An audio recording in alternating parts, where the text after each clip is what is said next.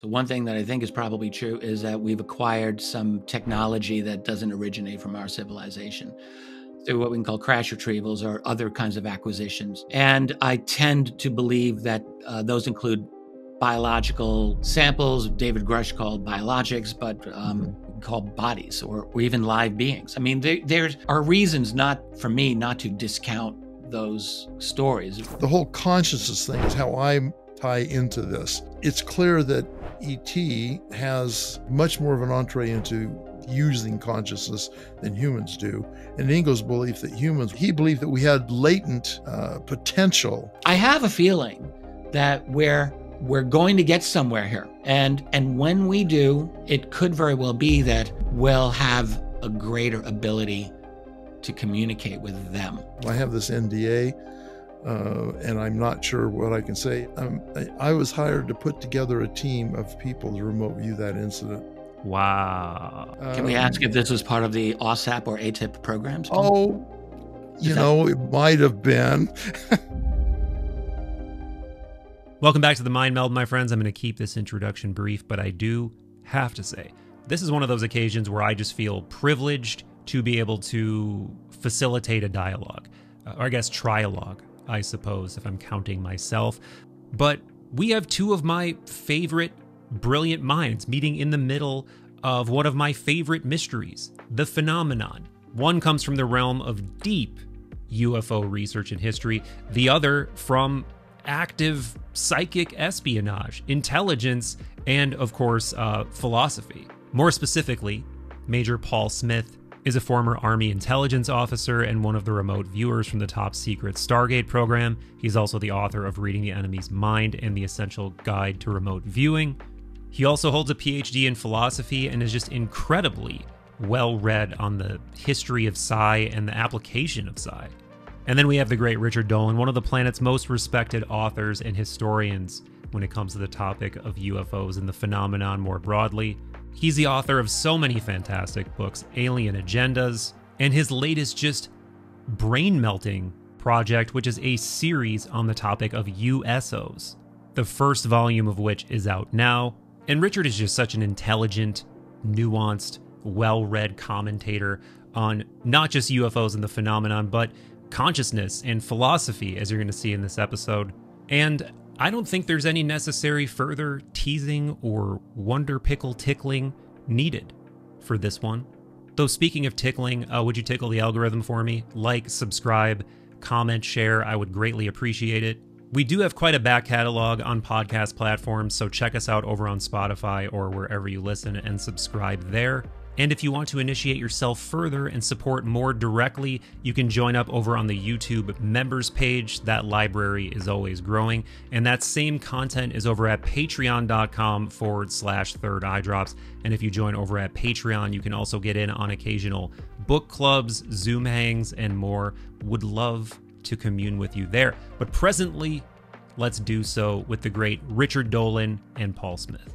Paul and Richard, both of you individually have incredible, unique quintessence, and I'm very excited to see how the alchemy of those two flavors mixes together in this mind meld. We were just joking around that we don't know where this is going to go. I have a lot of ideas already, but I guess to just let everybody know how this started. There was this really beautiful moment at Contact in the Desert. We were all kind of hanging out in the back near one another, but separately. And Richard, I think you were kind of holding court and there were like people around you and you were talking. Paul, sort of the same thing. And I was kind of going back and forth between the two groups. And Paul tapped me on the shoulder. He's like, I would really love to do a podcast with you and Dolan. And I'm like, well, let's do it. Let's do it. So thank you guys for both being here. And I guess let's start with that, Paul. Like, what made you what made you want to talk to Mr. Dolan? Well, I don't know. I mean, I just find him very interesting. And let me set the scene a little better here. This was after they had made their entree into the film area in the flying saucer mobile. Richard and Tracy and some other folks. Yeah. And maybe that magical moment, I mean, that's what did it. I don't know. But no, I mean, of course, he and I have bounced off each other at a number of conferences over the past couple of years, at least couple, maybe a few more. And I'd been quite impressed with his demeanor and his basic intellectual honesty, integrity, and willingness to entertain a lot of diverse ideas at the same time, not getting too carried away with them as so many others do. And so I think we might have had some words here and there that where we'd gotten into some interesting topics and stuff and then had to abandon them because of, purposes, conference Right. purposes and all that. So it just seemed like if we got together online in an interview format, we might be able to actually complete a few ideas instead of leaving them half baked. I'm just going to jump in. And first of all, Michael, thank you for having Paul and me on for this. And Paul, it's great to see you. That was very nice of you to say that. I feel like every time Paul and I have gotten together at any event, I think we just naturally hit it off. We just naturally get into really great conversations. And it's hard to quantify something like that. We both know. And when we see the other one, we enjoy talking. We've always got something interesting to say to each other and bounce off of each other, just like he was indicating. So, and it's interesting because, I mean, Paul is deeply expert in things related to remote viewing and psi phenomena. And it's not really my expertise, although I'm interested in that very, very much so. But we overlap enough that I think there's a lot of fruitfulness to the conversations we have. It's a lot of fun. Totally. And Well, you're actually, go ahead, sorry. Paul. Well, I was just going to say we probably ought to toss Tracy into this because she's sort of our go-between here, right? She's got a foot in both camps, and of course she's the extrovert in their relationship. Richard being the introvert, so she's perfect. But I think we needed to acknowledge that part played Definitely as well. So yes, thank you, Paul. She's Absolutely. awesome. So actually, you're kind of getting to one of the ways I was thinking of how this conversation could be framed, and not to broad brush either one of you because you both have this diverse body of work and interests. But Paul, you do kind of represent the psi consciousness side of things, I think, more so. And of course, Richard, you have a very diverse body of work as well. And as Paul said, you come at the topic of the phenomena from so many different angles, but you do kind of represent this more traditional historian who's interested in the UFO phenomenon proper, right? And the nuts and bolts aspects and the players involved and all of that stuff. But it seems like we are in a time now, archetypally, this is perfectly like fitting and Jungian or something almost, where it seems like those two ideas are beginning to merge in the zeitgeist with, the revelations of like psionic assets and there being this consciousness related element to the phenomenon that can't be dismissed and may be core to the whole thing. So how do the two of you see those two worlds overlapping? I feel like that would just be a sort of good open-ended way we could enter into this conversation. And whoever wants to go first or whoever has something that jumps to mind, feel free. Paul, you can if you like. I think maybe I want to jump in first here because Richard's the one that's very solidly ensconced in the UAP world. And I'm sort of, in one weird respect, I've been around for a long time. In another weird respect, I've just a Johnny come lately, right? Mm-hmm. So I've been had some involvement with UAP things in terms of remote viewing since 1983.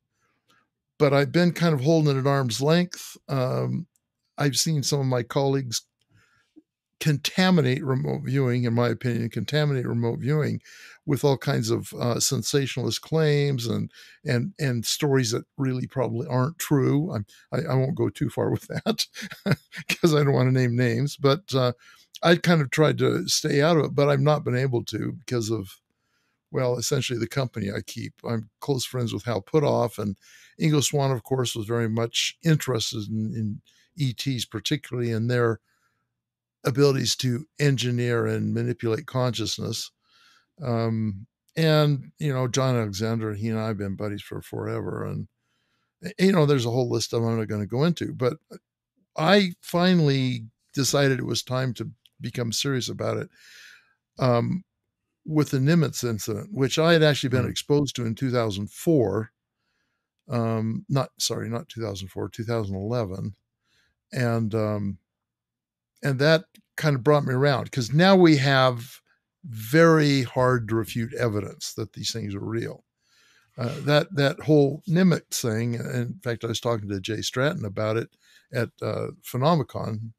That one incident, plus the others that are similar to it, have given us about the best evidence you could ask for anything, much less UAPs. I mean, multiple evidence streams, multiple independent evidence streams reporting the same phenomenon. We don't get better than that. The skeptics keep trying to debunk it, but it's clear they don't know what the heck they're talking about. So that's how I got into this. And I bow to Richard's expertise in the UAP field far more than mine. But the whole consciousness thing is how I tie into this.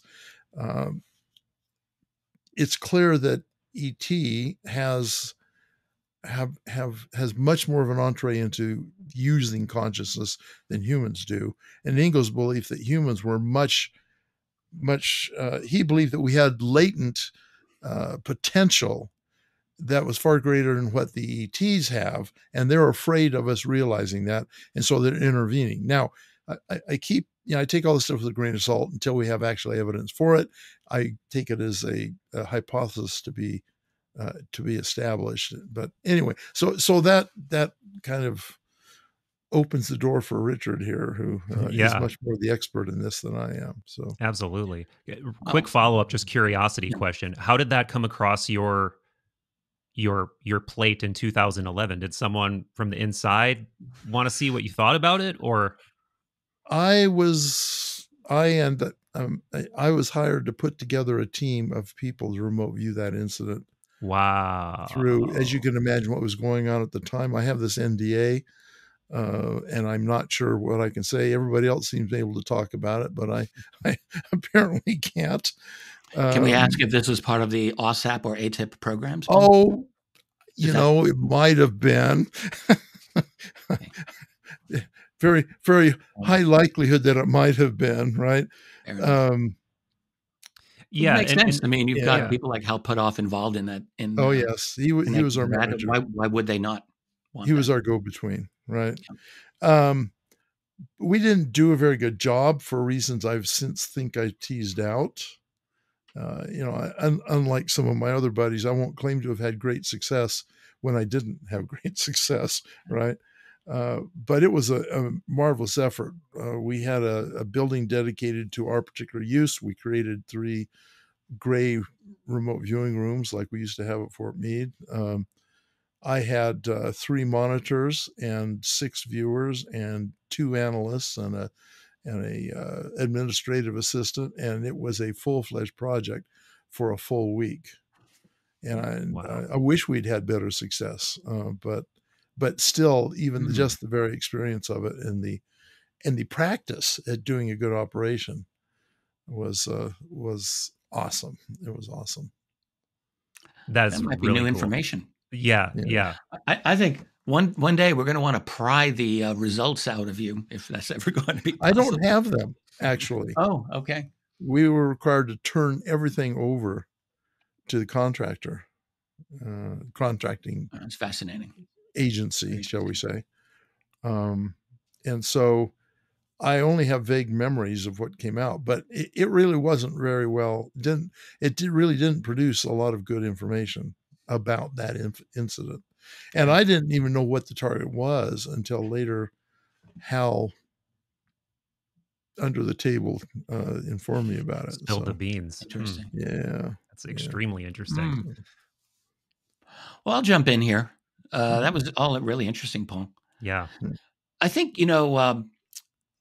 I've said this many times. I jumped into the UFO field in the early 1990s, just out of kind of a shock and awe curiosity that I developed at that time, and just kept going and kept going, and did actually start by looking at all the nuts and bolts cases, as you were mentioning, Michael. That's all true. Mhm.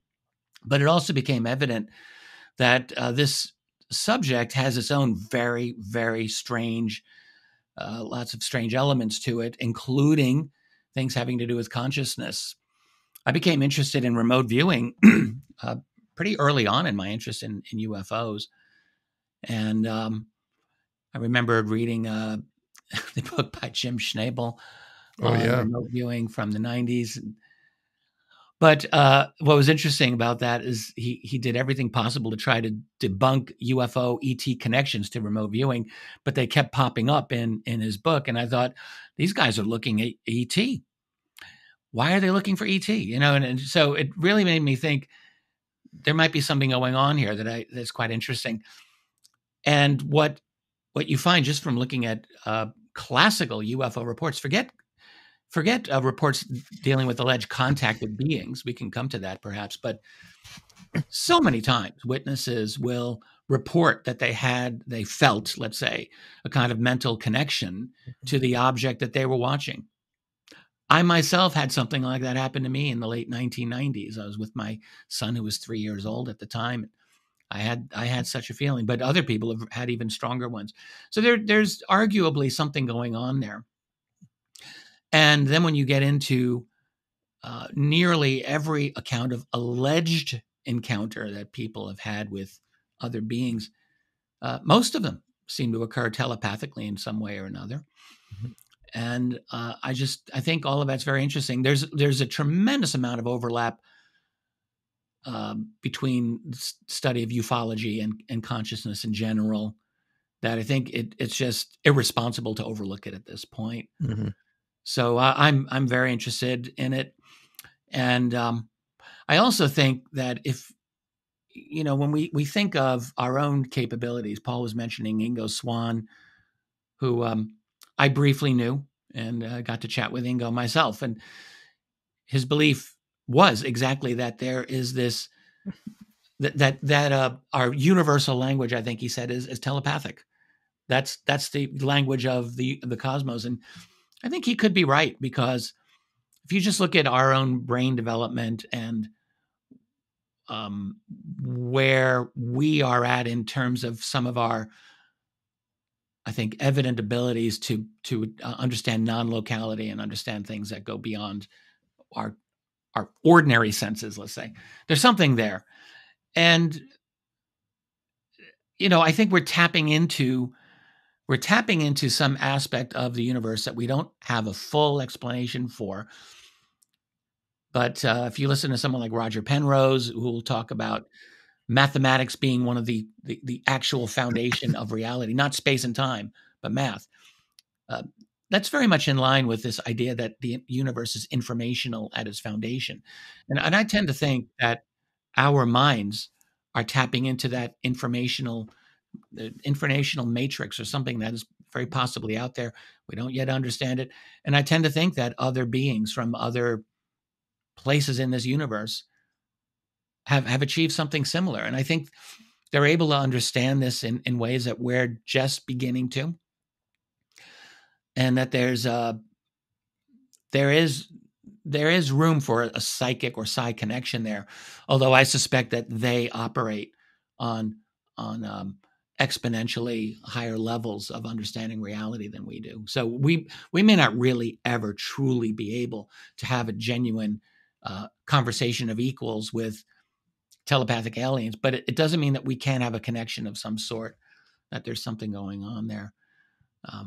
I think it's a fascinating area. There's a lot that we don't know about ourselves as well as about them, but I do think that the signs point to an expanded consciousness that is there for us and for them.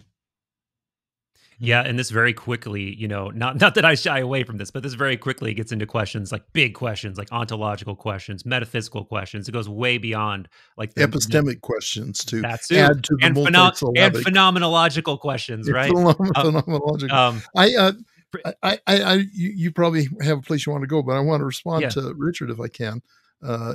Sort of, it introduces or at least moves a topic along that is of great interest to me. So back in 2023, which may have been where I first met Richard, it was at Contact in the Desert. I gave a talk, Aliens and Consciousness, which I then did a version of at Phenomicon just a month ago. In that, I argue there's this logical fallacy perpetrated out there by a lot of people who think that because aliens are obviously and arguably more advanced technologically than we are, that therefore they are also more ethically and morally advanced as well. And in fact, I read your just a few weeks ago, Richard, finished your book, UFOs for the 21st Century Mind, I think is the title. And I was happy to read in there. You agree with me on this, or Yes, maybe I I do. agree with you. Yeah. I do agree. That's just totally false. If you look at human history, there have been many instances where far more advanced technologically advanced cultures have been absolutely vicious towards less technologically advanced cultures. And there's multiple incidents of that. There's no reason to expect that it's any different with species from other star systems or whatever.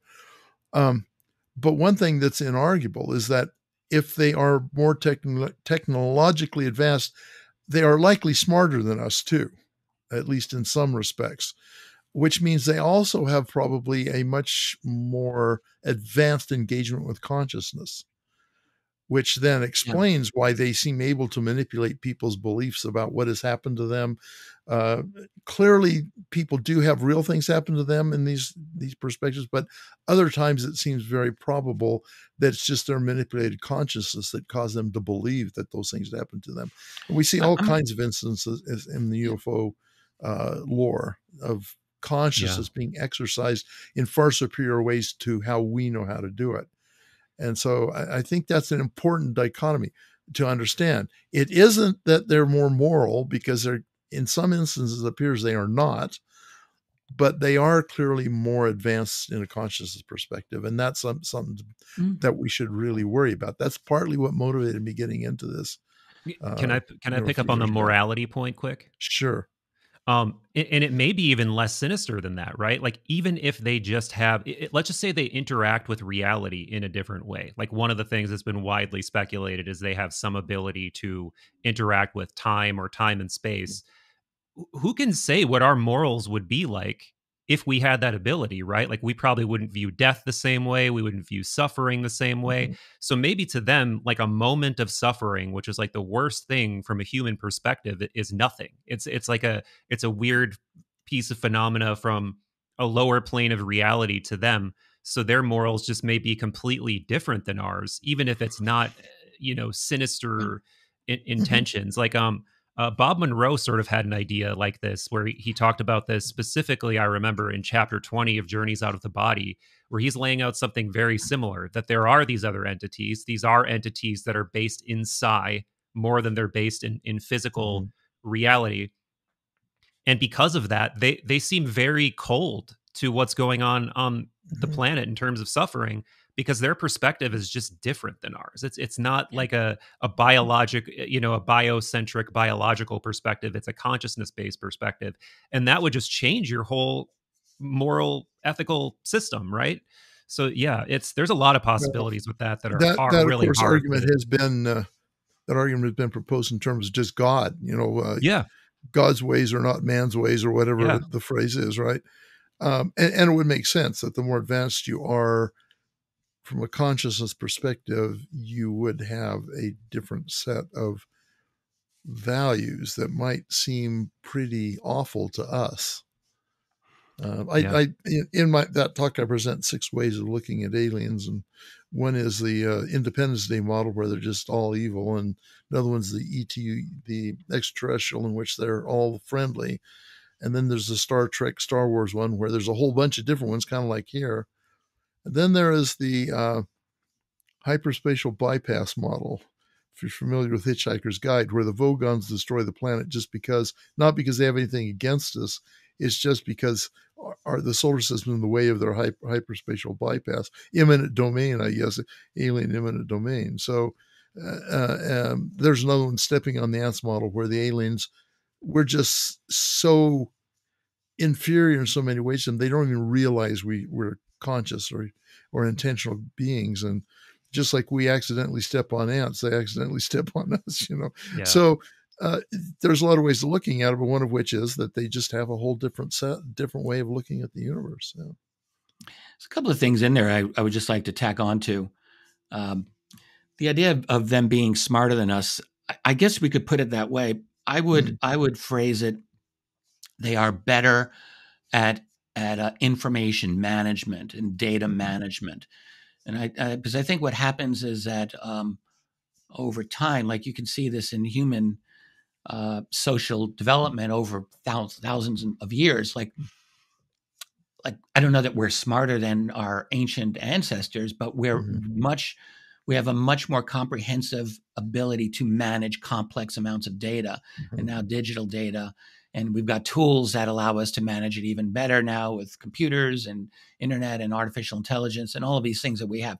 So our ability to manage complex forms of information is exponentially greater than our ancestors in the past. And I would suspect that is the case with intelligent aliens that are here. They may be smarter than us, and they could have greater cognitive capabilities. I wouldn't deny that. But I would say the key is that they have mastered, they're more locked into, as I keep thinking of the informationally foundational universe, and they understand more about it, which gives them more power to manipulate their environment and perhaps to even to manipulate us if they choose to do that. The point about morality, I think about this a lot too.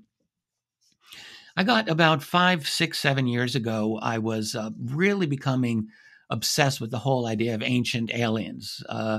In other words, really looking for like a big enough hole in our ancient history to fit alien intervention in. And I kept thinking, is there one? I still haven't found one, by the way. I'm not saying that there are no great mysteries of the past, but I'm not completely satisfied that we've had major interruptions in our history from them. Observation, probably, but I don't know about more than that. But my point about morality is that as I really got deep into human development and paleoanthropology, thoughts about human evolution, and it's become a big interest of mine, and that's given me thoughts about the development of human society and human morality. And what I tend to believe these days is that everything that we call morality is really designed first and foremost and almost exclusively around serving the infrastructure system that we have created at that time that allows us to do what we do. So if you're in a Paleolithic society where you've got fire usage and advanced stone tool usage, you have to organize your society around maintaining that whole infrastructure, and that is your morality. Nothing wrong with killing other people in a morality like that, and and a lot of other things. As our social infrastructure changes, as our technology allows us to do more and more things, it creates a different form of society that requires an updating of what we call morality. So that's really what I believe. And so when I look at an alien system, I think they're masters of information management compared with us. They probably have a highly complex management of data in all different ways.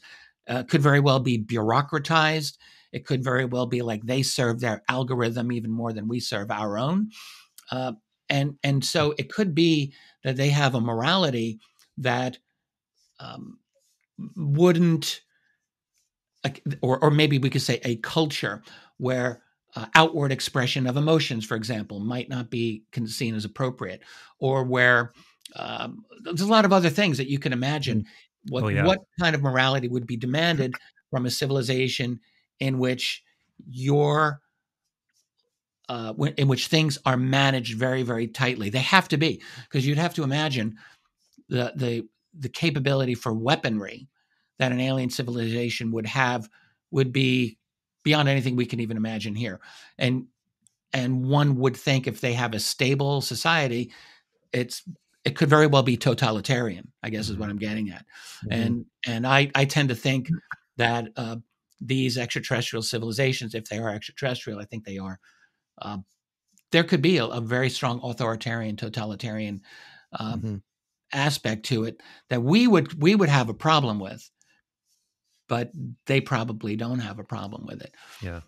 I would imagine Yeah. it's just what they do. So there's, I don't like to think of good aliens and bad aliens any longer. I Mhm. think that they're probably following their we can call it their prime directive, which really is serving the system, serving the infrastructure that they need in order to keep things moving as they have. Well, very often, of course, we interpret good and bad in terms of how that impacts us, right? Even Right. in human society. Um, Yeah. you could make an argument that the moral base of our current culture is Judeo-Christian, but that's been seriously undermined by the inroads of postmodernism, which makes Totally. everything relative. I think postmodernism is a bankrupt system, but nonetheless, you can't deny its influence. Well, it Um, exists. I'm just going to jump in, and I'll yeah, leave the rest to you. I believe postmodernism exists because we have, and by the way, I probably agree completely with you on everything you're about to yeah, say here, but I would just say that postmodernism arose for a very specific reason, not because someone got a really dumb idea and it caught yeah, fire, but rather right. because the changing structure of our society, which is changing very, very rapidly, Hmm. has facilitated that, and it's for a Yeah, reason. I do think there's a lot of unhealthy things about it, but yeah, it's not an accident either. I don't think it'll go yeah. away necessarily. Well, so in general, your view of all this, I think, makes a lot of sense. I should say here, though, that when we use terms like ethics and morality, it's for want of a better term to describe or to capture what we're talking about when we talk about the motivations Yeah. and impacts and implications of the way aliens behave towards the humans, as far as we know that. Right. As far as we know that. So, bigger picture always gives you better analysis. We don't have that bigger picture yet. So, Yeah, and we've just been sort of, and I think this is just a convenient colloquialization of what we're talking about. But we've been defaulting to saying ETs, aliens, whatever. yeah. But I guess I think I'm extra sensitive to this, one, because I gravitate toward other hypotheses in general, but two, I also just read Hal's paper, Ultra Terrestrial Models, on the Mhm. channel recently, Yeah. and that paper is all about what are the different models, and Mhm. he doesn't really you know say this is the conclusion that I gravitate toward personally. But I Mhm. do find it interesting that he chose to name the paper Ultra Terrestrial Models and discuss a lot of possibilities that are outside of the ET hypothesis, right? And of course, he also says that this could be a matter of many things happening, et cetera, et cetera. But on this topic, I mean, of course, this is also related to this question of morality, which we've probably already Mhm. explored thoroughly enough. But There's not much more to say about it, I don't right, think. yeah, because it's just so speculative. Like what Yeah. are we talking? We don't even know what we're talking about. Yeah. But that's what made me think of this. Is it really would depend what we're talking about, depending on which of these hypotheses is the one that wins out. Like, are we talking about advanced humans that are a breakaway civilization, as you've talked about, Richard? Are we talking about an ancient esoteric breakaway civilization that of some like antediluvian civilization? Are we talking about consciousness based beings that are only interacting on our plane of reality on a very limited basis, through almost like biological drones? Are we talking about platonic or angelic spiritual beings that are like, interacting with humanity? All of these things, all of these things like change the complexion of the conversation so much. And, given that both of you come from, again, diverse but overlapping backgrounds, I would say, what does the preponderance of evidence seem like it's pointing to each of you in terms of the identity behind the mask of the phenomena? Is it one thing? Is it multiple things? And if so, what what has its hand up the ass of the puppets, so to speak? I have some thoughts on that. I don't mind jumping in on that one, if that's okay with you, Paul. Of course. That's fine. I am so very close to the completion of my second volume of USO histories. That's unidentified submerged objects. And I'm just looking over all of those cases. That volume covers the 1970s and 1980s only those 2 decades. They were an incredibly active time. It's an amazing period. And I'm just looking over the couple of hundred cases I have in that volume. And several things come out to me. So one is, wherever they are from, these guys are very confident in their capabilities, like extremely confident. Nothing seems to frighten them. And what I mean is, they will track and tail and shadow military vessels, no problem. Surface vessels, submarines, doesn't matter. They will approach a submarine or a surface vessel at high speed and under the water, and then stop, and then just hang out, and then just go their way. They have the ability, I think, intentionally to engage in electromagnetic interference. I don't think that's an accidental side effect of what they do. And I say that because I've tried tracking this. Military vessels are far more likely to experience EM interference from these USOs than civilian vessels, at least as far as I'm able to see in the data that I have. So there's an intentionality to some of the things that they do. They know what they're doing. They're not overtly hostile, but they are not afraid. And it seems to me that they engage in what I might call managed visibility. It's like they know that where our capabilities have increased and keep increasing all the time.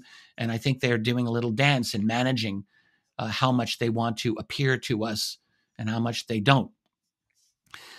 So there's a definite intelligence and strategic and tactical thinking that they engage in. They're very, very smart in that way. Now, where are they? I ask, where are they likely from? Why are they here? I do tend to think that they are more likely extraterrestrial than any other thing that I can imagine. I don't know how to understand interdimensionality. So that's one problem that I have. If we talk about an interdimensional civilization, what does that even mean? Like, I don't understand the physics of how that would work. So I'm not saying it's impossible, but I just don't understand it. So I have a problem there. Time travel. I actually could not 100% rule out future human time travelers. Like, I'm not comfortable with that as a hypothesis, but I can't find myself ruling it out. There are reasons that I think maybe there's something going on there. But I tend, and I don't believe that they're a antediluvian or like early breakaway civilization type. I just don't really see how the evidence would support that, in my opinion. So I tend to think they're from elsewhere. I mean, the biggest obstacle you have from an extraterrestrial point of view is simply the distance problem. We don't know how to get to another star. Okay, it's true. But look, there's mathematics that's already there. We don't have the amount of energy to produce to crunch space and time the way Alcubierre talked about in his equations. I grant that. But look, I don't think it's conceptually impossible. And if you can solve the distance problem, you've basically solved everything. The only problem would be, how would they find us? And then consciousness can come into that one. Like, I mean, it sounds goofy to say there's a disturbance in the force, but really, is it so impossible that a society that has a high level of consciousness capability that can perceive an explosion of consciousness somewhere else? I don't know. I mean, that's spitballing, I fully admit, but we've only had things like SETI for half a century, 60 years, whatever. We're just starting, and we've already identified a bunch of extrasolar planets. It's really not difficult for me to imagine that another civilization would be able to identify our star, Earth, as likely having life. Maybe they found that there's water on Earth. They're like, okay, let's go check it out. Like, none of that really strikes me as impossible. So I think I think that they could be here. And if you've got a very advanced interstellar or, almost interstellar society, there may be all kinds of nodes and aspects of it that we don't understand. There could be a lot of reasons that they're here. I tend to think the main reason that they are here right now is because they might suspect that we humans are very close to actually becoming something that they have to deal with. We've only had science for a couple of centuries, and we've already sent probes that have left the solar system, and we've already developed nuclear weapons like galore and all other kinds of weapons, and the ability to reach out and do a lot of things that we just couldn't even dream of a few generations ago. So I got to think that they're looking at us thinking, these humans, they're very curious, they're very restless, they're kind of violent. We got to keep an eye on these guys because there's an unknown aspect to what they are up to, and I suspect that their psychology, if I can be permitted to explore their psychology, I will think that they want stability to whatever system that they inhabit, that they work, and they probably don't like a wild card, which is what we just might be. So I suspect that we've drawn some interest, and I think that's why, to my own study of like the UFO data over the centuries, yes, there is data that goes back a long way, no question. But honestly, in terms of sheer quantity, I think that the 20th century, it just explodes, and particularly the 1940s, it just explodes.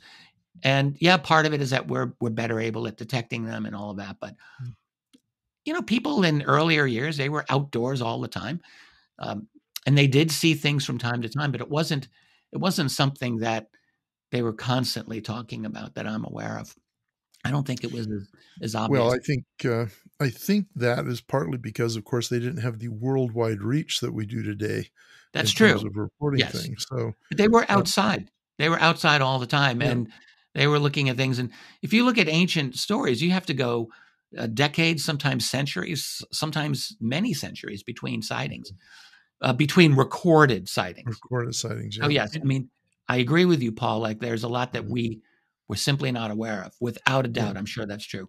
But I don't know. I mean, I think something has changed in recent times. That's my own take on it. Well, that I think makes sense as well. Just if it weren't for the fact that there were so many holes in the past, archaeology and anthropology wouldn't be practiced these days, right? They'd put themselves out of business, right? Wouldn't need it. So Hal's paper, ultra terrestrial paper, it is inconclusive. He doesn't draw a line in that. I think there's a couple reasons. First of all, it was meant to be a kind of a survey paper. But I think there's a little bit of trying to maintain respect for Jacques Vallée, who is really, he hasn't totally discounted the ET, the extraterrestrial hypothesis, but he tends to lean towards, and he's in favor of more of these Earth-based theories or hypotheses, shall we say. So I think that might account for it. If you were to hold Hal's feet to the fire, at least as I know him, I think that he would probably be more inclined in favor of ET. Interesting. That's always my take as well on Hal. Yeah. And I think it's really kind of, well, obviously no one has discounted the extraterrestrial hypothesis. But I think most people lean towards that, with some going for, well, the interdimensional thing, that's hand waving.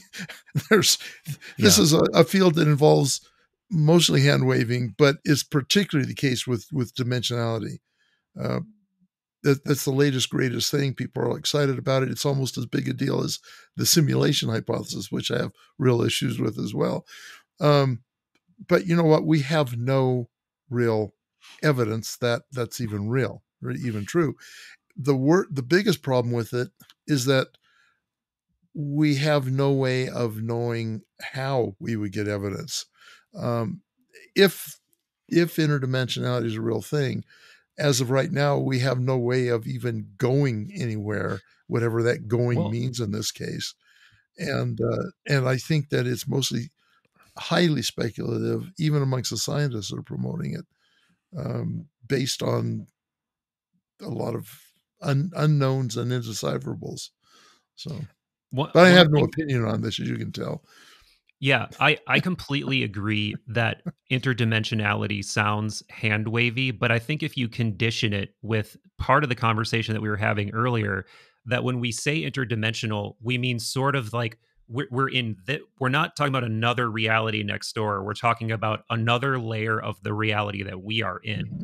right? So like let's say for instance like an agent of some sort that exists primarily in a consciousness Sure. based capacity. Like something like that does make sense to me. And I think it would be consistent with a lot of what we see with the UFO phenomenon, right? Where it's like the Nimitz, for instance, right? Like you would really struggle to explain that from a physics standpoint with a hard object, right? It seems more like an object that can, phase shift from multiple kinds of materials or blink in and out, or what seems to be blinking in and out of reality. Certainly not just traveling through space-time really fast. It's almost as if it's like disappearing, reappearing.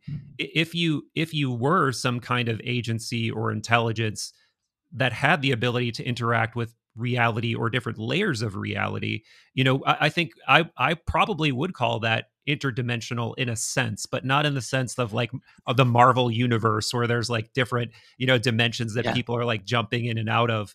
I think that is very I like your Marvel universe analogy here for many reasons, but so first of all, interdimensionality, no matter how it's construed, makes sense. In a sense, in a way of thinking about it, right? Whether it's real or not, that's another matter. But you mentioned that it doesn't seem to fit in physics. What we have to be careful with is saying doesn't fit within physics as we understand it, right?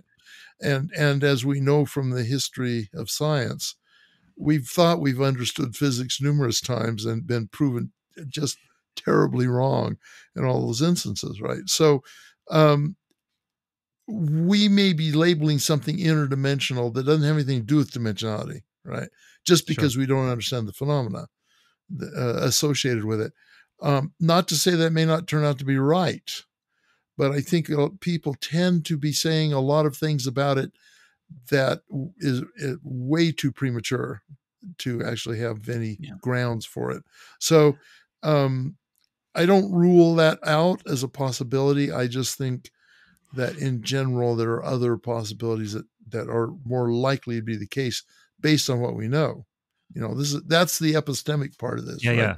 Well, and on that note, Paul, what you didn't get a chance to specifically weigh in on that question of what do you suspect, and have you remote viewed it? I guess I'll tack that on too. So, well, I've done a fair amount of remote viewing of ET UFO kinds of things, sometimes under protest. Well, I would have been under protest if I'd have known what the target was. You have to be blind as a remote viewer, right? And so you can be victimized by all kinds of taskers, right? So, I lean towards the ET hypothesis as well. I think the facts, as we know them, best support that. I'm particularly dubious about the temporal thing, them reaching back into time. Partly, I did a whole chapter in my dissertation on time because remote viewing has a temporal aspect to it. And I'm pretty convinced, based on my research for that it isn't, just like everybody's claimed, it's not possible to reach back in time and change something. Now, there's a caveat to that, and people think this means the same thing, but it doesn't, that the future can influence the present. The present is still changeable, right? Or the very immediate future, that's still changeable. And so it might be possible. It would be the past for whatever is reaching back from the future. But and it gets real garbled up and probably more than we want to take time Well, for I right had here. some But wild conversations with Russell Targ about yeah, retrocausality, which Yeah. just yeah, is mind-blowing stuff.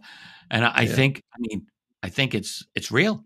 Seems like it's real to me. Well, I don't Russell know. and I have agree to disagree on a number of issues, Okay. but yeah, Well, there's some yeah, I remember I chatted with, not just Russell, Dale Graff, who's another, yeah. OG in the remote viewing, and I think Oh, yeah. he's all He about that as well. especially OG. I think he's Russell's the oldest. Dale, I think, comes in next. Actually, Dale Yeah, might be older than Russell. Well, I don't they're know. close. Whatever. A They're sidebar. very Yeah, go close. ahead. Yeah. Hal's up there too. Hal, yeah, Yes. they all Yeah. are. Um, Yeah. thing about dimensions, I'll just say this and then leave uh, leave it to you guys. But Yeah. I mean, space and time are dimensions, Right. and these beings, they're able to manipulate those dimensions in Hmm. ways that we don't seem to be able to do. Like when they wink out, that Hmm. could be a manipulation of space time. So it doesn't mean that they're going to another dimension, like in the Marvel universe. Although uh, the only way that I could see time travel working, like Hmm. actual like go back into the past, is if you've got multiple, like infinite number of universes. Because I can't really see how in this reality you could actually go back in time. Go back in time means like, you want to go back and kill baby Hitler, right? That's the ultimate. Right. So you go back, but you can't just go back to that time period. You've got to like rewind the revolution of the Earth around the sun. You got to rewind the entire solar system. You have to rewind the Milky Way galaxy, because what is time really? But you could define a single moment as the relative position of every single particle in the universe to every other position of Hmm. every other particle in the universe, and that's constantly changing. And so if you're actually going to go back in time, how do you do that in your own universe without changing every single other Hmm. relationship of the particle? I just don't see how that could happen. So the only way you could do it is you jump into another dimension that's not yours, a parallel universe. But then Yeah. that reminds me of the saying, it's like if you got an infinite number of universes, there's the story of the turtle holding up the world. That's my Yes. theory of reality. There's a big turtle holding up the world. And you're like, well, what's holding up the turtle? And the Yeah. answer is, oh, no, it's turtles all the way down. That's right. That's the old So, Bertrand Russell so story. That's a that's, great Yeah. story. yeah, that's the problem with the infinite universes. Mhm. So I don't really know how to figure all of that out. So I'm with you on the time travel. Although the one thing that keeps me wondering is, you know, we're dealing with beings that could be described as very humanoid in appearance. Yes. Mhm. That could be explained through convergent evolution, by the way. Mhm. I think we tend Mhm. to overlook that. But Yeah. but there is, like, some of them look very human, and so you wonder, are they doing that? I think there's other explanations for that that don't Mhm. include time travel, but Yeah. sometimes I Well, wonder, is there a time travel thing going on there? Yeah. there's the opposite direction hypothesis too, right? And of course this spits in the face of like evolution, like the fossil record and stuff, but the opposite direction is, people like McMoneagle, other people who theorize that no, actually we were elsewhere first and we are the aliens here on the planet. So that's why they appear to be humanoid, because they're us, or there's Yeah. some other chain of I'm us not that I'm came not from on board somewhere with else. that idea, but some people believe. Yeah, I mean, it's just a possibility. It's just a Yeah. possibility. I, Yeah, and I I mean, think, yeah. well, I'm sorry. Yeah, No, no, go I ahead. think that Richard just said some people believe that. I think that the responsible people in the field may not believe anything, right? I think they tend to present the possibilities, and they may favor one or the other, but they're always the doors are still open to maybe some other explanation. I think that's the only responsible way to be, based on the fact that we don't know. When you get right down to it, we don't know anything about this stuff, right? Yeah. We know a lot, and yet we don't know anything compared to probably what there is to know. So Well, this is a good hinge point into another really big question, is that I think everybody who's in, this community and is interested in capital D disclosure, the implication there is that someone has a capital D disclosure to give, right? Like that there is a vault, there is a file that gives the outline of the whole picture, right? And I'll Mm-hmm. ask both of you, the obvious question on that is, do you think that that is even a possibility? Do you think that there is people, even if it's like a majestic, very tiny group of people that secretly holds the answer? Do you think that exists, or do you think it's more like what you were saying, Paul, where it's like, yeah, there might be some technical things known, but ultimately, like, no one really knows what's going I on think here? Richard probably has more legitimate things to say about this than I do, but I, uh, I do want to toss this, and I just wrote a book Yeah. review for the JSE on Elizondo's book, Imminent, right?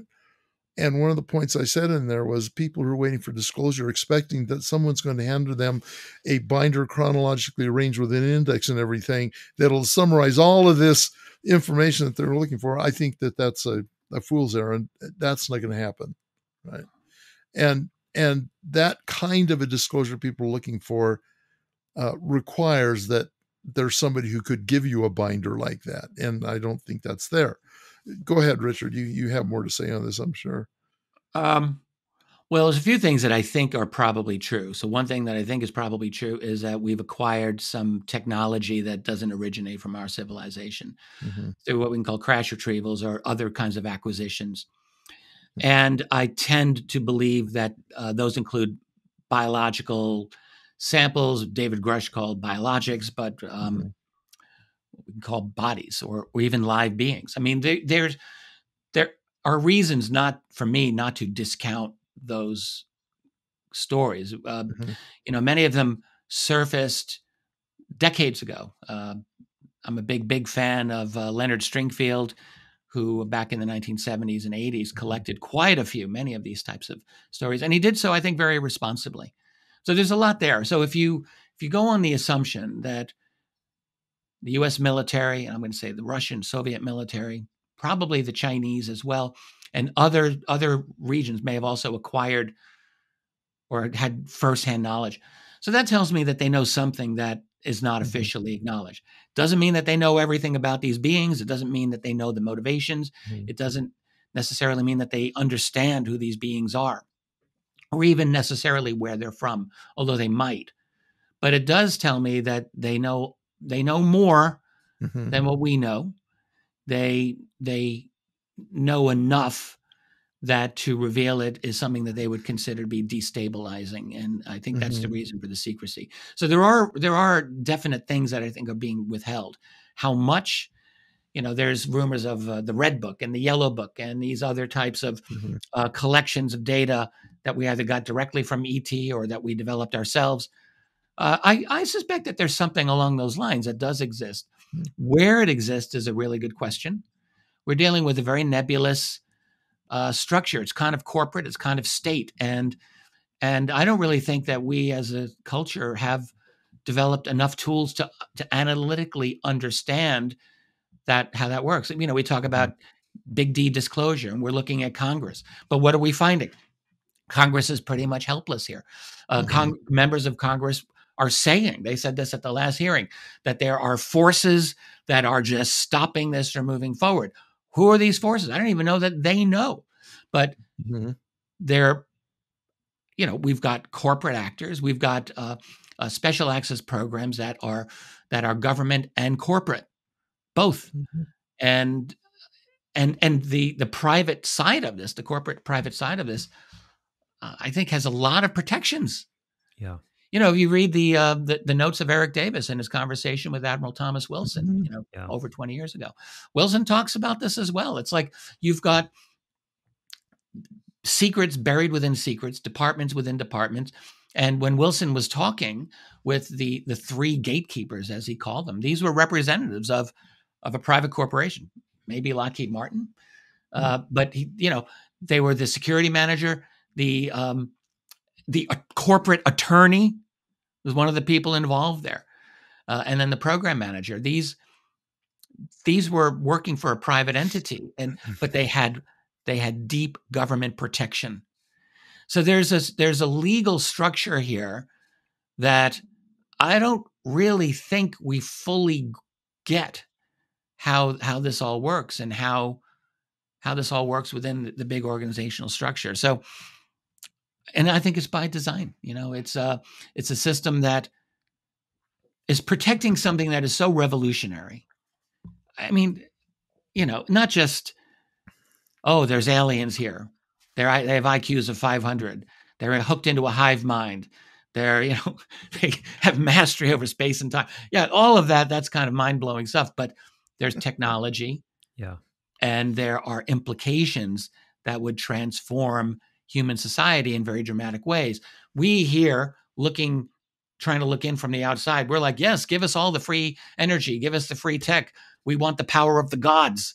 But you can imagine that people who may have this secret might be thinking, there's no way we're going to let ordinary people have access to this. Not necessarily because they're evil, or I'm sure they're greedy. Everyone wants stuff and they don't want to share. But they could really be thinking, if everyone had their own flying saucer, if everyone had their own infinite supply of energy, that could be really cool, but it could make a really nifty bomb that could blow up half of a major ocean, or who knows what the implications are. And so it's a huge unknown, and it is not hard to see why certain interests would be thinking, we do not know how to share this information with the world. This is too destabilizing. I could easily. Well, just looking at modern technology that we've developed, maybe with the help of alien tech, who knows, right? You can see that how quickly it becomes a double-edged sword. I mean, I think about cell phones, for example. If we hadn't had cell phones, 9/11 might not have been able to occur, because that was a useful tool that the perpetrators, whoever you want to believe they were, used. I mean, cell phones became detonators for IEDs in Iraq and Afghanistan. The more interesting one is drone technology, which started off as intended as peaceful use, and it's become massively changed the face of warfare now, right? Yeah.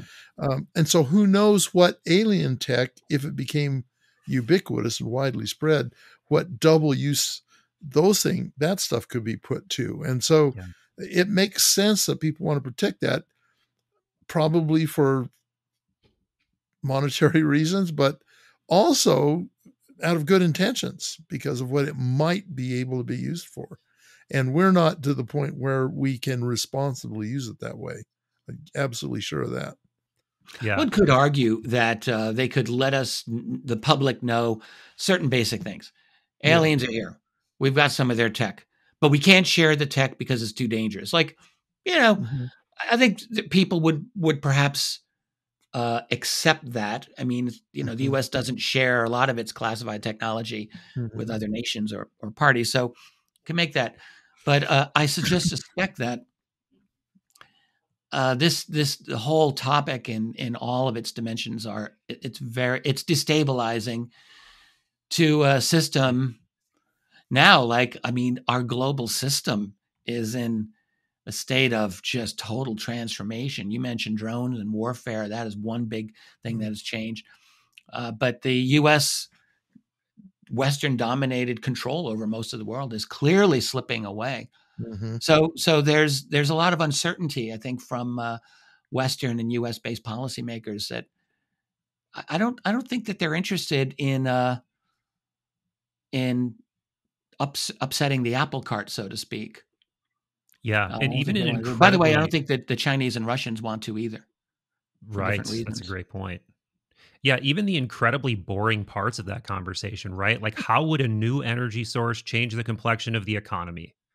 Just right. Like, I mean, it's suddenly you bankrupt or you greatly compromise a bunch of like fossil fuel giants. And then that trickles down into all these other ancillary trillions of dollars of infrastructure that are in danger of becoming obsolete. Look how many people you'd put out of work. Yeah. Out of work. And how many billionaires would lose their fortunes. We're not billionaires, but they're significant, they're powerful, and they have sway. And so there's a lot of investments that could probably be at risk. Yeah, 100%. And as you both point to, every new technological breakthrough is an incredible Pandora's box, right? Like, look at the internet. It allows us to have this conversation, but it also, to your point, Paul, enables like the most morally reprehensible, evil, imaginable shit Mhm. to Mhm. like, fly throughout culture and, rot people's brains and, do all kinds of crimes. And it's just like, we don't have the foresight to understand what happens once that Pandora's box opens. Mhm. And if we're talking about God level technologies that are like tapping the 0 point energy field or whatever it is, like we can't even imagine what the implications of it are. And maybe if there is some majestic like group, maybe this is the type of shit that keeps them up at night, is like, okay, we know that this exists and we don't know what to do with it. We don't know. We don't know what the most responsible move here is. Maybe we want to Mhm. disclose things, maybe we don't, maybe we're afraid, maybe we're trying to hold on to it because we're greedy. Like these things are so much more complex and nuanced. And I think, all of the people who want like quote unquote catastrophic disclosure might be thinking it may be a lot more complex. I Yeah. suspect the evolution of secrecy as it's gone through different stages. So if we want to start with the origins of UFO secrecy, 1940s, you put yourself in the position of Harry Truman. It's very easy to see why they would slam this down completely, 100%. Like, let's say Roswell was real. You acquired some kind of alien tech bodies. Uh, in 1947, America had a monopoly of atomic bombs and nuclear weapons. It was a very big issue at the time. Everyone knew the Russians were working on it. There was actually discussion in the United Nations that the United States should make nuclear technology under international control. America's Mhm. answer was no, thank you. We're going to keep this Yeah. secret ourselves. We're not going to share. Well, America wasn't willing to share atomic technology. They're certainly not going to want to share alien technology and let the communist Russians get hold of it. Like they just would never do that. And so Right. they would keep it ultra secret. So that's, I think, how it started. Of Mhm. course, then there's all of these unknowns. If you don't know, are these aliens good? Are they bad? Are they like you don't know how to answer that if you're Harry Truman. You're just opening up a whole can of whoop ass on yourself to Yeah. bring this topic up, and you do not know how to deal with it. So that's easy to see. But then the continuation of the secrecy, I think they started to realize, oh, this can be very profitable. We've got the future here in our hands. This technology, we can study this. We can privatize it. We can get great ground floor investment opportunities, and just for us, and it gives us power. And so it takes on a life of its own. And then of course you keep a secret long enough. How do you then reveal it? How do you tell the world, yeah, we've actually lied to you for 80 plus years now? Like, that's Right. not a fun place to be in. It's a very difficult situation from which they can extricate themselves. And I just Totally. think they don't know how to do it. Paul, I want to ask you too, as someone who's been on the other side of this fence that, Richard and I gaze at, and we're trying to like look through the holes to Mhm. see what we can see or talk to people. And I mean, Richard way more so than me because he's been at this a lot longer and a lot more of Mhm. a journalistic, research heavy way. But as someone who has been on that side of the fence, so to speak, and not to even ask you any direct questions, but have you gotten a general sense of an answer to this question by proximity? This question being, do you think anyone knows something significant? Do you think something like what Richard's talking about, like Mhm. a Yeah. file exists that someone has somewhere, or is it more nebulous and undetermined? Well, obviously, I wasn't in a branch of the military or government that would give me firsthand information there. But um, first thing is, maybe it's the only thing. I I suspect, based on what we have learned, particularly in the last few years, that there probably are a number of uh, people, shall we say, out there who could shed a lot of interesting light on all of this stuff, uh, and for various reasons don't. Now, of course, secrecy is self-perpetuating. I mean, I saw this in real time uh, in the military. Once you have a secret, you don't really want to let go of it, just in case, because you don't know what the Right. repercussion is going to be. Plus, I had to do a couple of FOIA, look through my files this was later, not in the remote viewing program, but later when I was working for DIA in another capacity, and then later for the military district of Washington. We get these FOIA requests, and we are required to go through all of our files and dig out what there is having to do with that FOIA, and then present for adjudication whether it can be released or not. Massively energy consuming. Takes tons of time that you were supposed to be using for something else, right? And so there's a reluctance to fulfill those kinds of things, which adds to the inertia of release of information. Now, what we're talking about here specifically is orders of magnitude above those kind of things in terms of implications, in terms of need to protect, in terms of desire to protect, which are two different things, right?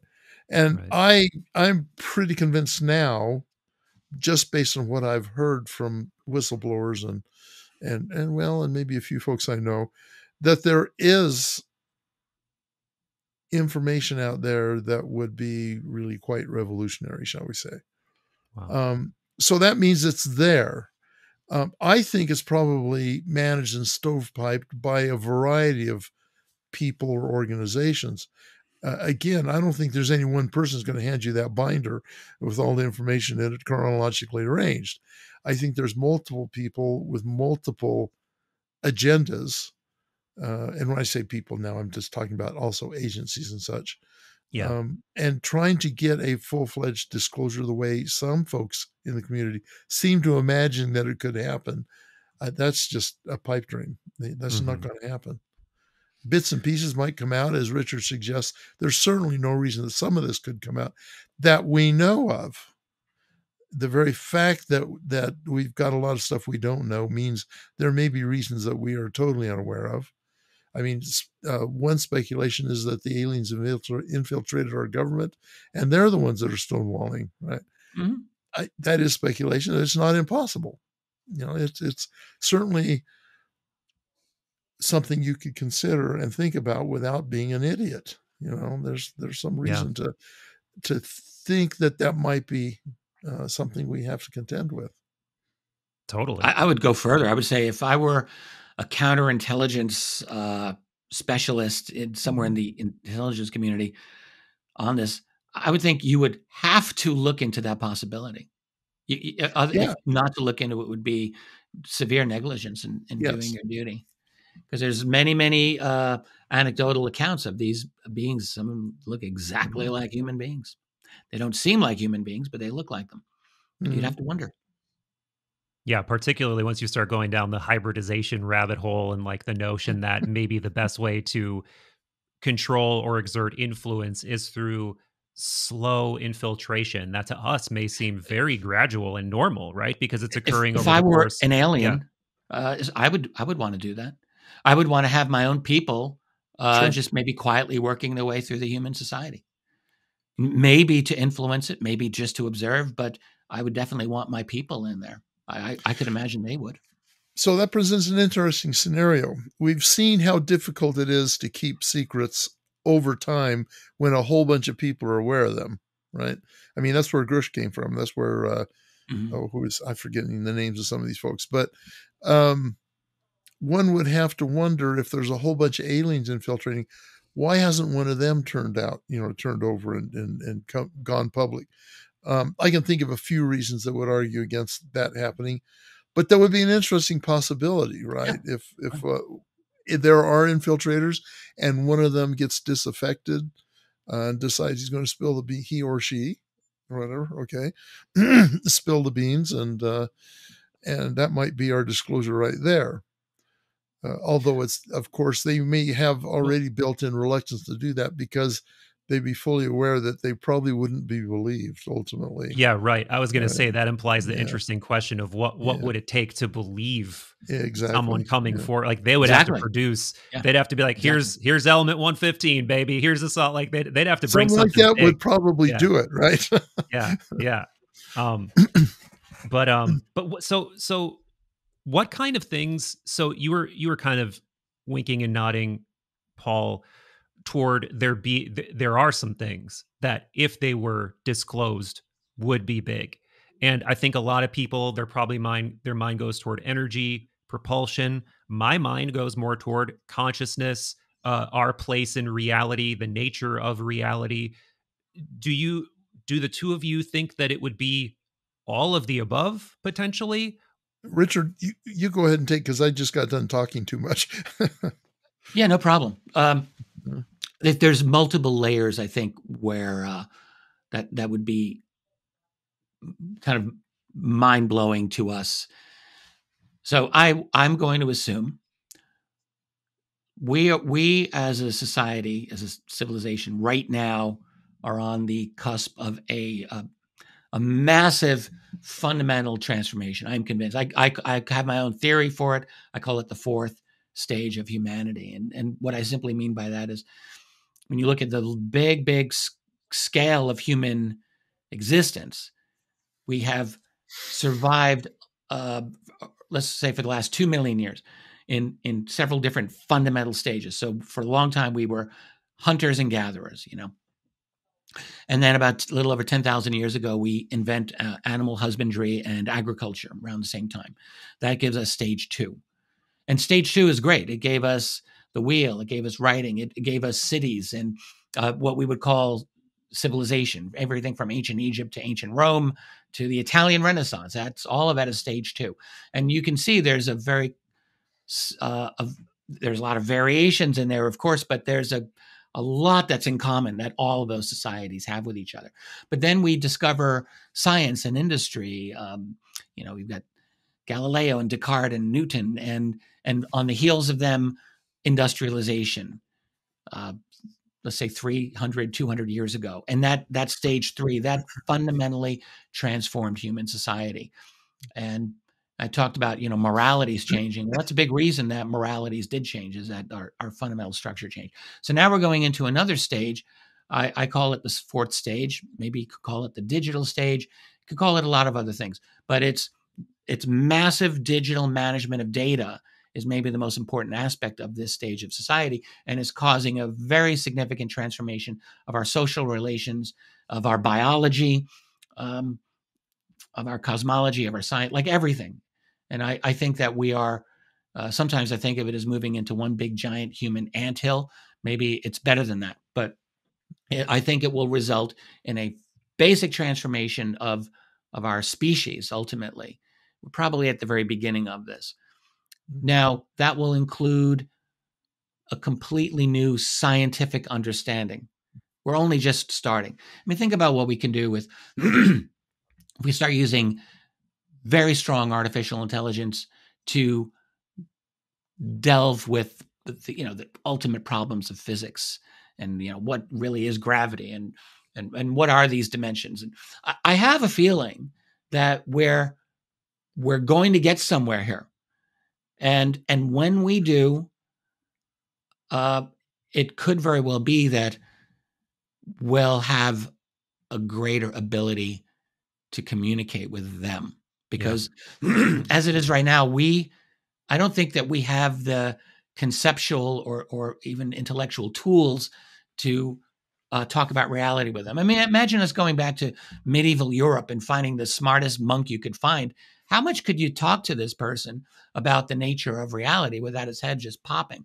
So I think we're in a similar position, but we're about to go through this change. So to answer your question, Michael, I suspect that they will not want to talk to us until we are actually intellectually ready to deal with their structure of reality as they understand it. And if we were to get that prematurely, that might be, I mean, maybe we're at a point where we can start to handle it. Maybe we're getting closer. But I think there's things about the basic nature of reality that we would, in theory, learn with a true, full, if that were possible, a true disclosure from not only our secret keepers, but from their secret keepers. That would be probably very revolutionary. But then in terms of just basic technology, I mean, hell, yes, propulsion, yes, energy generation. Those two would completely remake our world right there. And it would transform ways. I don't think that any of us is really able to see all of the implications that would bring. No. How could we see the implications of just, the IBM PC from Totally. 1989 to going from there to smartphones, and how that has changed our society, and how it's changed our attention spans, and it created social media. Like, these are things that we just could not have seen back in, when I bought my first PC. I think it was 1988. You just can't see these things. So the implications are just so profound, I think, but they would be very, very, very significant. I don't even know if I answered your question, but hopefully you did. You did, and you reiterated how there's so much of what, kind of what we were saying before with this Pandora's box notion, that we don't even know what we're asking for or what we would be doing by unleashing certain revelations upon society. And I'm not saying that means we should or we shouldn't. I'm just saying it means, like, that's a myth that has stood the test of time for a reason. Everybody, I think we have this, little control over by that. By the way, should we do this? Should we do that? Right. I think we have much less volition than we like to tell ourselves. I thought this was a think tank too that would determine that whether or not they were going to, let us in on the secret. Or I hope not. I hope not. One point to your question is, there is, of course, a difference between hard tech and soft tech. In this case, propulsion energy versus consciousness and consciousness manipulation. And I think, in terms of disclosure, the disclosure question, I think that the energy, well, that whole tech part of it, the hard tech part of it, would have more of an impact and would get assimilated sooner than the consciousness piece of it. And I think we would struggle with that consciousness piece because it is harder to define that in concrete terms, which is how we tend to want to define everything. How we would manage that, how would we understand it? I think if you could get a telepathic brain dump, so to speak, you might be able to integrate that. But it's very much harder to share things that way than it is blueprints, plans, working models, that kind of thing. You can reverse engineer and all that. So in general, I think the thing that would most impact for us is the hard tech piece of it. Yeah. And another, I think, Pandora's box element to this is because we're still so ignorant about the nature of consciousness, at least from a technical standpoint. Like, we don't understand. Like, there are good theories out there. There are people I love, like Dr. Donald Hoffman, like Penrose, like Bernardo Kastrup, like Federico Fagin, that are talking about this stuff in ways that I find very compelling. And these are super geniuses that we're talking about. But we still don't understand, in the same way we haven't answered these fundamental physics questions, like, is there a missing link between relativity and the quantum realm? Or is that just the limitation of those two ways of looking at reality? And we need some new way, which is like what Don Hoffman proposes, for instance, and that he proposes this whole notion that there is this realm of consciousness, of conscious agents, and that will lead to technological breakthroughs once we learn how to understand that and break into that. That's a possibility. And maybe we don't even know that, if, like, let's say there is some kind of physics breakthrough right at the heart of disclosure, maybe that physics breakthrough is the missing link between the technological aspect and the consciousness aspect. Yeah. And then that could unlock a whole new torrent of, like, ontological implications that would really spin the head of humanity. Well, there's also both Hoffman and Kastrup are basically, when you get right down to their core argument, they're idealists. Right? 100%. An idealist is one who think that mind creates matter, essentially. Yes. I mean, that's a very, almost an oversimplification, but still, the idea is that the physical is governed by the mental. Yes. And in that case, the changes in mental consciousness, that sort of thing, would actually potentially bring about changes in the physics. Right. And that's a whole interesting, different can of worms to deal with. And of course, it's contrary to the way most people conceive of what's going on here. At the very most people would consider a consciousness realm and a physical realm that interact, but one is Yeah. not dependent on the other. A large number of people, physicalists specifically, think that consciousness is just a subset and a product of the physical domain. Right. When you start I don't believe talking that. about the physical domain being a consequence of the consciousness realm, that's a whole interesting, different way of looking at it. So, Yeah. Yeah, I actually, it's interesting. I wonder, like, what I don't really know if I could define consciousness, but I wonder if consciousness is a reflection of a sufficient level of organization of information at any level. So when you have information, mhm. because all living things actually deal with information in some way or another, and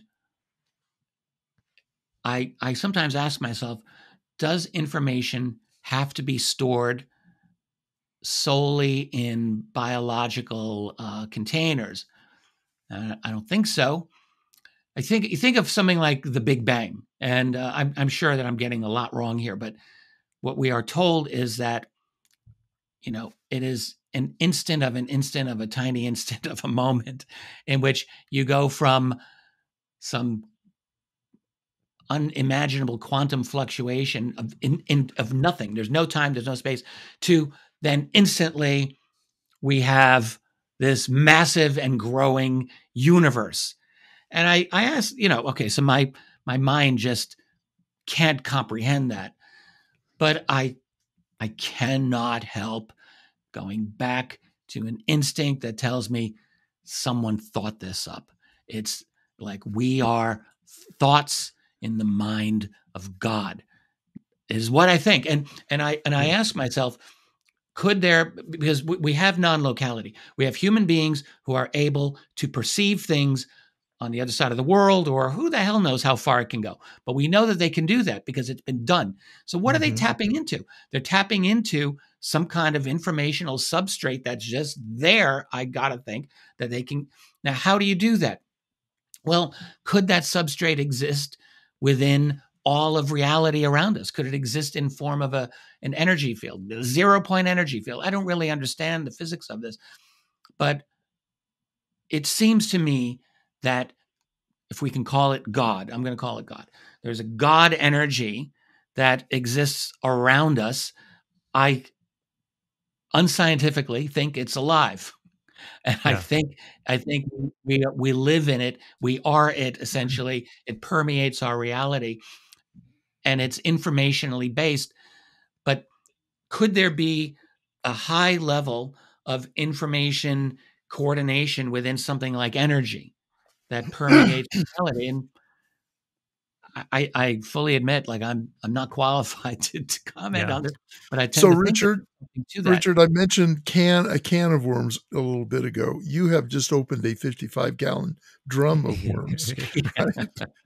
So the idea that a sufficiently complex system will instantiate consciousness, that's both one of the theses of the physicalist definition of consciousness. It's also a major theme in science fiction over a few decades, right? Consciousness comes to be if you get a complex enough system of the right Yeah, it's a kind. threshold. I think chaos theory Yeah, discusses this. yeah.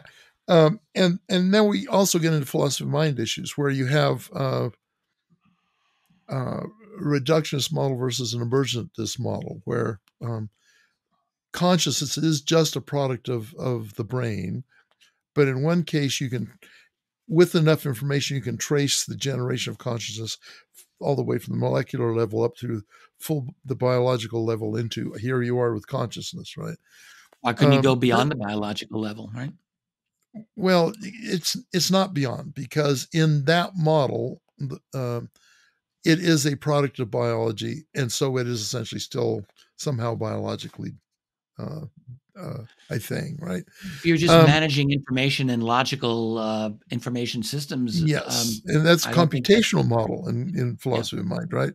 Mhm. Emergentism essentially says that a complex system instantiates consciousness, but there are so many things happening here, there's no way to actually get a hold of them, that properties emerge from the underlying substrate uh, that are not predictable. I mean, for example, water, they use the H2O. We know what the properties of hydrogen and oxygen are, but you cannot predict from the basic elements that make water up that it's clear, that it's fluid, that it's whatever. These are properties that emerge from their interaction, but we have no way of knowing that those properties would emerge from that Interesting. congregation of elements, right? And so all these things get discussed and debated, and people are always trying to figure out how consciousness arises out of physics. In fact, Max Tegmark came up with an equation that showed how consciousness came.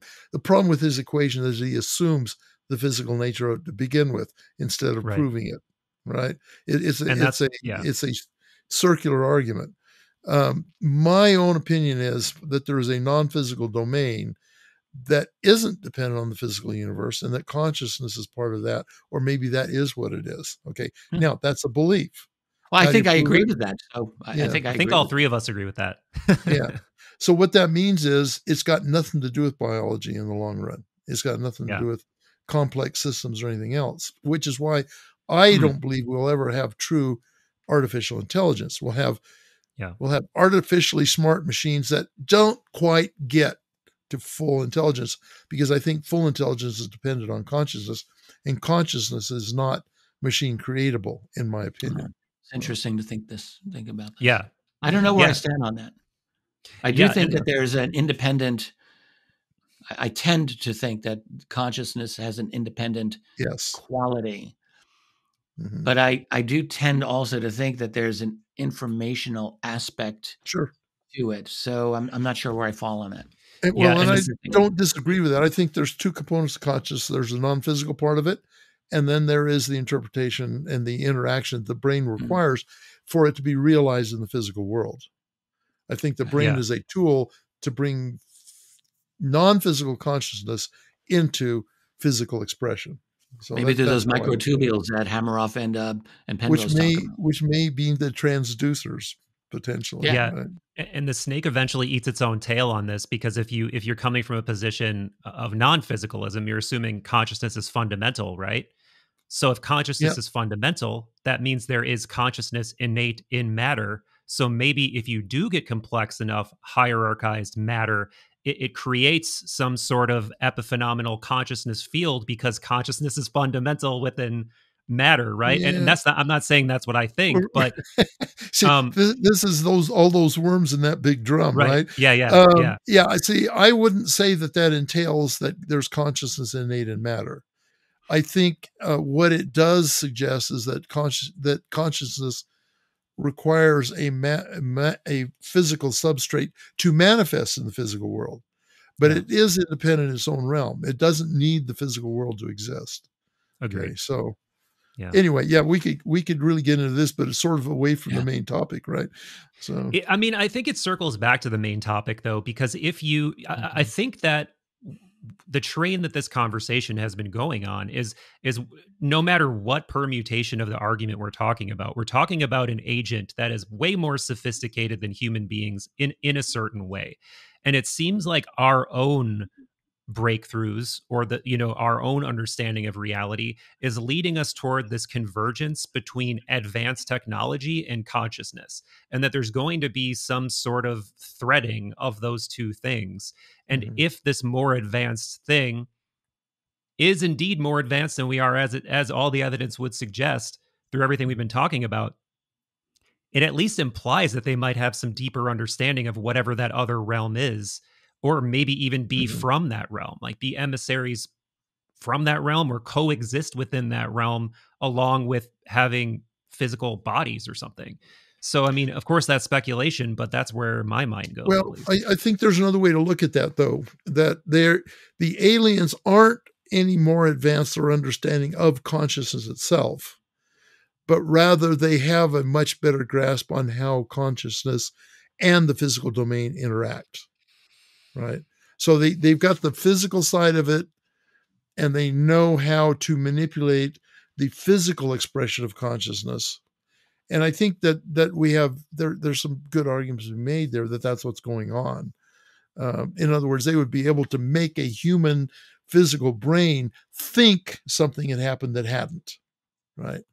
Or make That's a scary, themselves yeah. appear, their phenomena to appear in a certain way, make the human believe that had happened. But see, that's really the physical end of the consciousness manifestation part. Okay. Just taking pure consciousness and causing it to do something.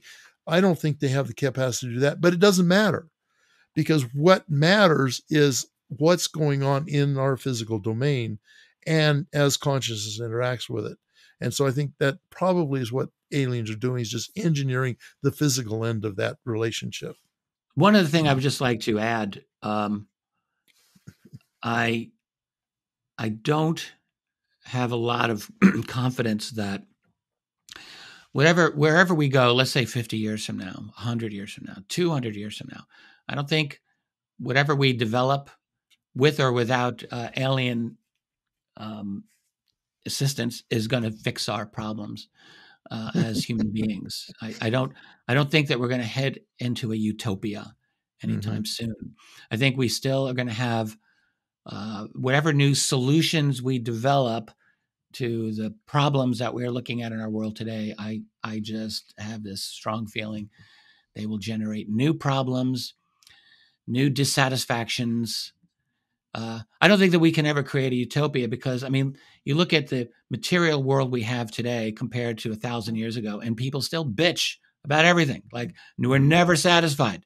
Nothing makes us happy. We always want more. We're greedy little bastards here on this planet of ours, and we just want more and more and more. It never stops. So we're not going to, that's not going to change.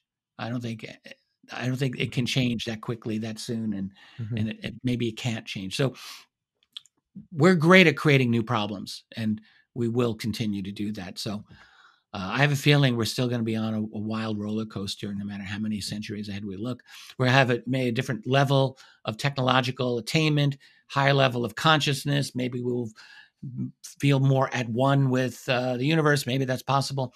But I just have this feeling, we're still, we're just coming out of the forest ourselves. We're really not, we're not physiologically changed enough that I think we're going to be fixing all of our problems anytime soon. We're still highly territorial, all of that. It'll just allow us to create problems at a higher order, right? Yeah. Essentially, I mean, that's what we've seen so far in our history. This does bring us back to your point you made very early in our discussion. I think in order to achieve a utopia, although whether that's desirable or not, anyway, at least in the way we think about it, I don't know. But in order to achieve that, it requires a total transformation of human psychology, which of course hasn't happened at all in this millennia since humans, century, whatever it is, since humans developed. But then that brings us back to where you suggested maybe the aliens, whatever we mean by that, that maybe their psychology has been transformed to allow them I think we've transformed some of our psychology. We've gone through a kind of self-domestication process over the last many millennia. We have literally, just as we've domesticated sheep and goats and cattle. We ourselves, we are not the same. We have actually smaller number of cubic centimeters of our brain volume than we did 10,000+ years ago. We've lost some because we don't need it. Brains are expensive. And certain things that we had, I wonder if we've actually lost a little bit of psi ability. Right. Yes. I mean, I've often wondered. That's a theory that's out there. Yeah. Yeah. But the point is that we are changing it. And I do suspect we're changing psychologically in some ways. I mean, to your larger point, we're basically the same that we've ever been. But we don't eat each other, which cannibalism was really quite widespread as far as we can tell. All other kinds of like very violent activity, much more widespread than it is today. So we are changing a bit.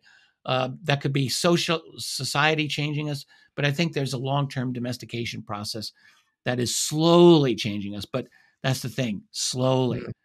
And I do think that we don't we don't eat each other in large proportions, but there's still a little bit of that going on, right?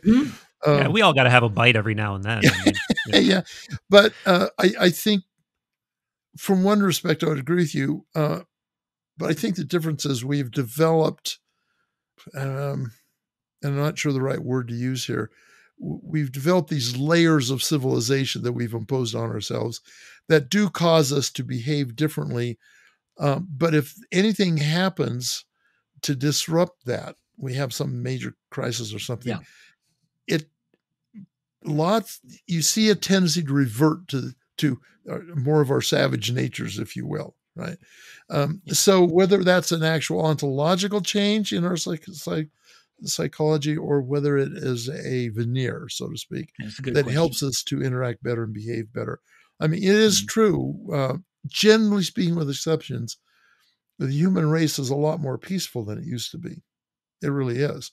Even though we've got some nasty things going on, overall, we get along reasonably well.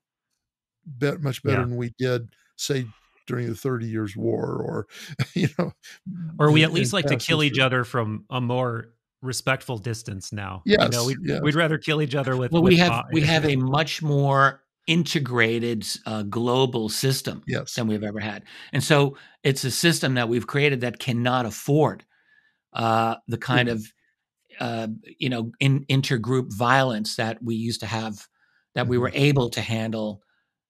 It's harder, I think, for our very, very like technologically and data integrated society. I think it just doesn't allow for it, and so I think we can see that behavior weeding out. That kind of behavior from the past is disadvantageous to what our intentions and goals and desires today. Max Weber referred to this over a century ago. They called it the rationalization of society, and I think that's what we're experiencing. Yeah. One thing I really want to make sure I pose to you guys before we wrap up is the conversation around like the psionic angle of the UFO conversation, because that's really come to prominence. Paul, it's very close to, you in a lot of ways, without maybe directly touching on things that you've been involved in.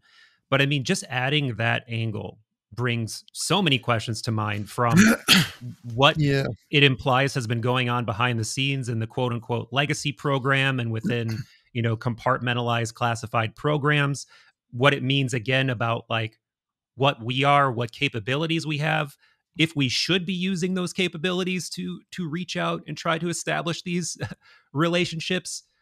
So I guess first, when did that general idea come onto your radars, and what are your general thoughts on this and how we should be thinking about it? Yeah. So, ironically, I was on a panel with Tracy.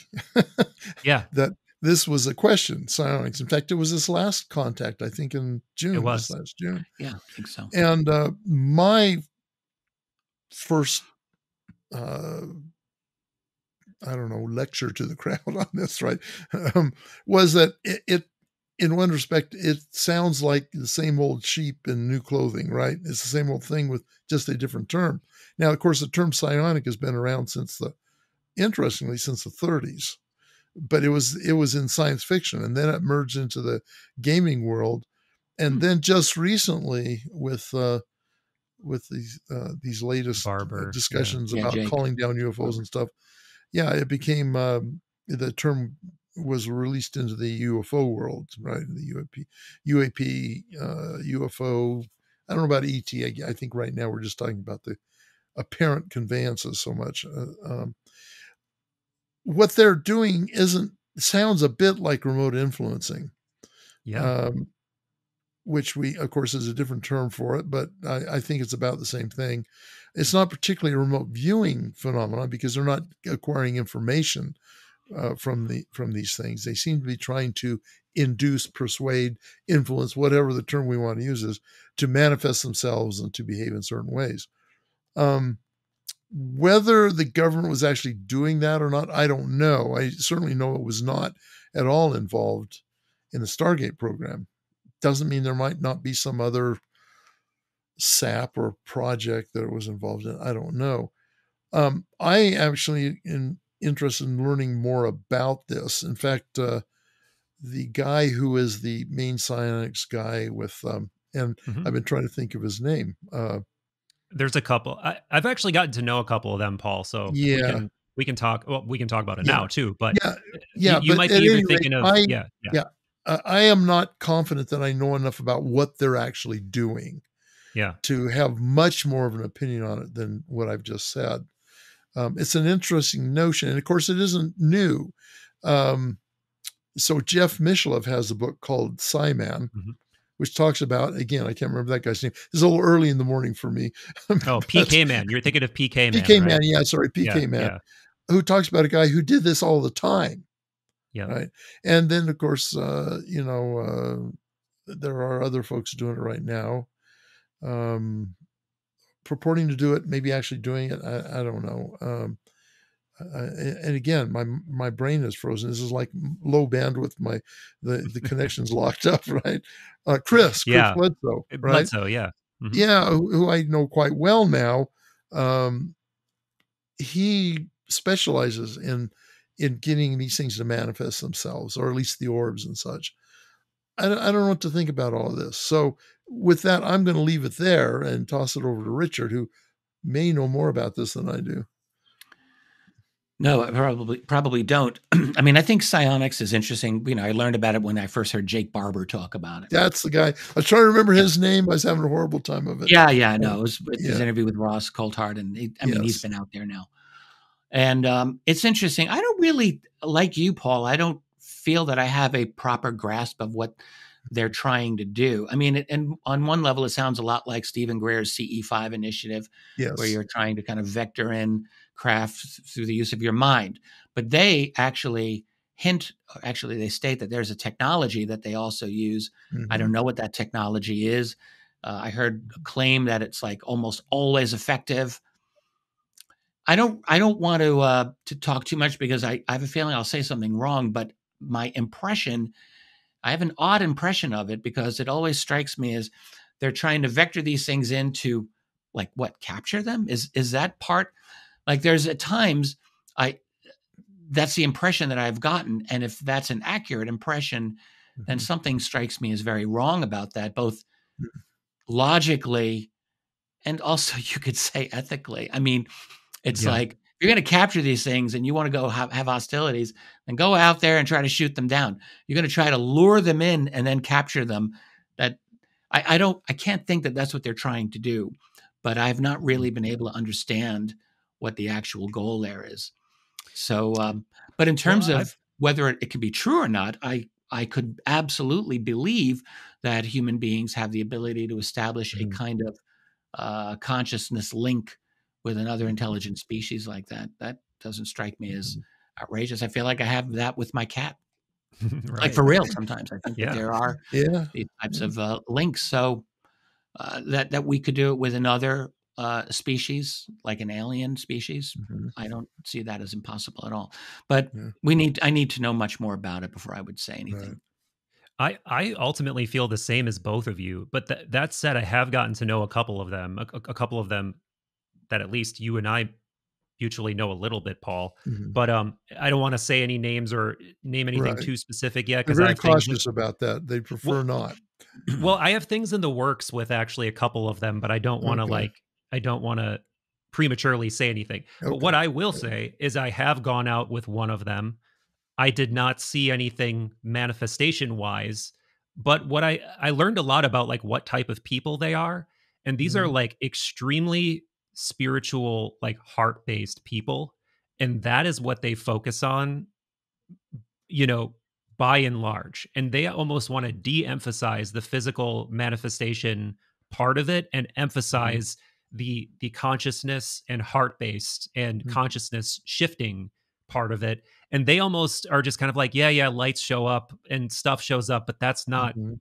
the thing. But I think for all of us sitting here, since we haven't really had that experience, to me that is a thing. To me that's Mhm. very like, yes, I've had profound consciousness experiences through multiple different vectors. I have not had an experience where I was with other people and we all saw something together at the same time that was indisputably paranormal or different Mhm. or alien or UFO like. So maybe I'll feel differently once I have that experience.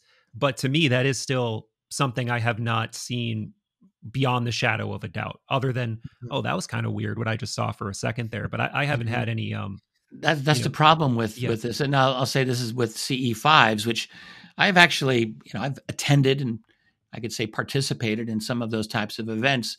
And like you, Michael, I've never seen something that made me think, oh, that's an extraterrestrial, that's an alien. I've not had that experience, and I've similarly felt at times that there are lots of people who are all too willing to jump right on and say that right. that's an extraterrestrial without in a way that I was just not persuaded. I think there's a lot of Mhm. hopium that goes into that, and also, and without naming any specific names because there's no point, but I've Mhm. definitely felt sometimes that people leading it have Mhm. been misleading and even deceptive. So there So that definitely exists. what was Um, that term you used? Hopium, did you say? Hopium. Yeah, yeah. I love that. I hadn't Yeah, heard that there you go. before. I didn't invent that, but yeah. But Okay. on the other hand, I have chatted with people that I have high respect for who have told me explicitly of their, I'll say CE5 experiences because it seems similar to psionics, that that they've had incredible, Mm. very tangible experiences, and you know, I respect them and I believe them. So, to me, I'm open to that possibility. I haven't really seen it myself. Mhm. Paul, when you were at Psy Games, were you there during the Bledsoe? So there was two Bledsoe Skywatches. There was the sort of Yes. aborted one, and then there was the one that was apparently Right. successful that I did not unfortunately attend. Well, But people that, yeah, go ahead. I had the same problem. I went out the first one, but my back was killing me. I'm gonna have to have spinal fusion in the next Oh month or no. two. And my back was killing me, and I couldn't just stand there and stare at the sky. In fact, I couldn't even look high enough Mm. to really see much. And that was cloudy, and there were some issues that didn't Right. anywhere. And the next night, allegedly, it was spectacular, and I totally missed it. Same. Yeah, and there's a guy there who is a scientist who, I don't think he'll mind me saying his name. His name's Jack. He's from the UK. Um, Mm, sorry, not from the UK. He's from Australia. That's mm. like that's like the cardinal sin to make right there. To between Yeah, UKs and shame Australians. on you. Um, but anyway, yeah, he is Mm, particularly interested in psi and psionics, and he was wanting to have some kind of really compelling experience. And I would say he's approaching very much like the three of us, where he's open minded, but he's not just going to believe because he saw one mhm, weird light for a second. He's going to think critically mhm. about it, whether it's a satellite, whatever. And the day after when I saw him, was like, dude, you missed it. It was like very, very Mm, convinced of what he saw that night. So Mm. that definitely, you know, I There's chose to enough of go. those Yeah. out there that Right. give me pause as well, and mhm, I'm not interested in debunking it, but I mhm. just feel like I want to be careful about it. Yeah. Yeah. Yeah. Well, my friends, this has been an absolutely fantastic almost 2 hours. And I want to take full advantage of this for both of you and for me, because I don't know if we'll get a chance to do this again anytime soon. What do you guys want to ask each other, if anything else, before Oh we God, man. wrap up? Well, I want to take this opportunity. We didn't get into the USO stuff, That's and I true. thought we might Yes. Oh, go right. there. I do have a curiosity question, and I haven't read your book yet. You you stick strictly with USOs. You don't get into the transmedium. It Oh is no, no. transmedium, but the other transmedium. Transmedium are objects are very much part of what I would call the USO phenomenon. Yeah, Oh, the great. In fact, for the first volume, which I've got right back there. Yeah, I noticed it's strategically placed. Good job. Absolutely. I keep it right there. I did, before I even published the first volume, I've completed all of the cases. I have nearly 700 cases. I keep finding a few new ones and they keep going in. But 700 cases that I've studied, and I created a statistical kind of breakdown of them. Just very large spreadsheet. It's a free download on my website. You go to Richard Dolan members. There's in the search bar, if you just type in spreadsheet, you'll get a free download. It's 35 sheets. So it's very, very large. I'm not saying I'm an expert at the data crunching, but I tried. And so what I would say is, like, transmedium objects constitute, I think, close to 40% of all the USO cases I have. Maybe closer to half. They're very, very significant. Yeah. So there's lots of cases of objects emerging from the water, entering the water. In fact, I think it might be more than 50%. Now I can't even remember. It's a high amount. There's a number that are just seen below the water. Absolutely. They're quite interesting. Yeah. But a lot of them are entering and emerging from bodies of water. So now I understand what you mean. I was using the term in a broader sense. I got introduced to this. I was at a small private conference in Park City 2 years ago. I did remote viewing stuff. John Alexander that was there for spoon bending. Chris Bledsoe was there, gave a really interesting talk, and Brandon Fugel was there from Skinwalker, right? The guy that owns Skinwalker Ranch. He showed the original footage of. It was aired on the program later, but as far as I could tell, the quality wasn't as good. Of this UAP coming in, going into the mesa, and coming out the bottom, and it was very persuasive. I mean, it looked very authentic, and I had not heard of that before. Coming into like solid rock, essentially. Yes, not water coming in and out of water. In fact, I had experience remote viewing. I don't know if you're familiar with the Argentinian minesweeper story. Yes, I am. In fact, I've included it in this volume, even though it's based on a remote view of Bill Ray. Yes. Well, there are at least 4 of us that were part of that project. And we'll have to talk because I may have some more information for you. I can send you the entry that I wrote on it. I actually went back and forth with Bill Ray on that just to make sure that I got it accurately. Okay. And he told me that I did, but I'll send it to you. But I appreciate it. Actually, the one remote viewing story. That's the one remote viewing story I have for this next volume of USO history. Okay. Well, we'll talk. We'll talk about that. He wants to break in the record. I'm not going to let him. Oh, go ahead. What? I just want just for my sake, because I don't know this story, and for the audience's sake, could you give a quick overview of this story and the remote viewing? Let me come back to let's come back to that in a moment. Sure. Okay, sure.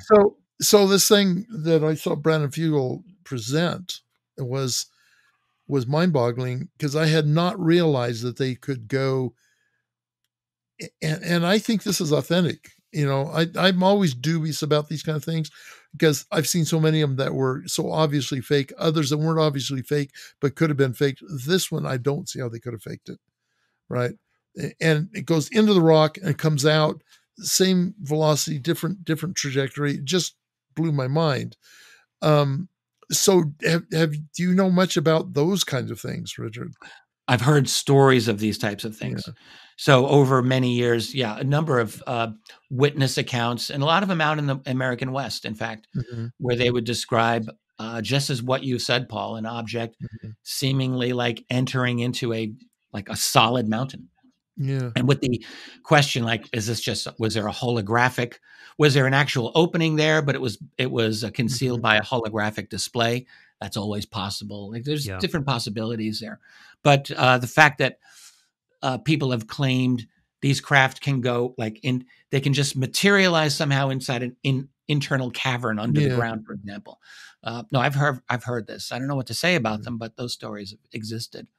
But when you think about it, it's not radically different from transmedium going from air to water. I mean, you think about if we were to fall from a helicopter onto the ocean, we'd go splat, be like hitting the ground.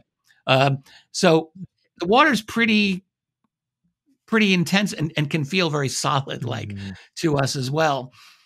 These objects are able somehow to, I assume they can create a field around themselves that provides some level of protection, that they can open up the water, create a kind of supercavitation there. I don't know if it works the same with solid ground. I'm sure there's different qualities there. Well, So I don't know how they do that. In this particular footage, you saw a glow on the mesa before the UAP got there, just emerging glow. And after it disappeared apparently into the mesa, the glow went away.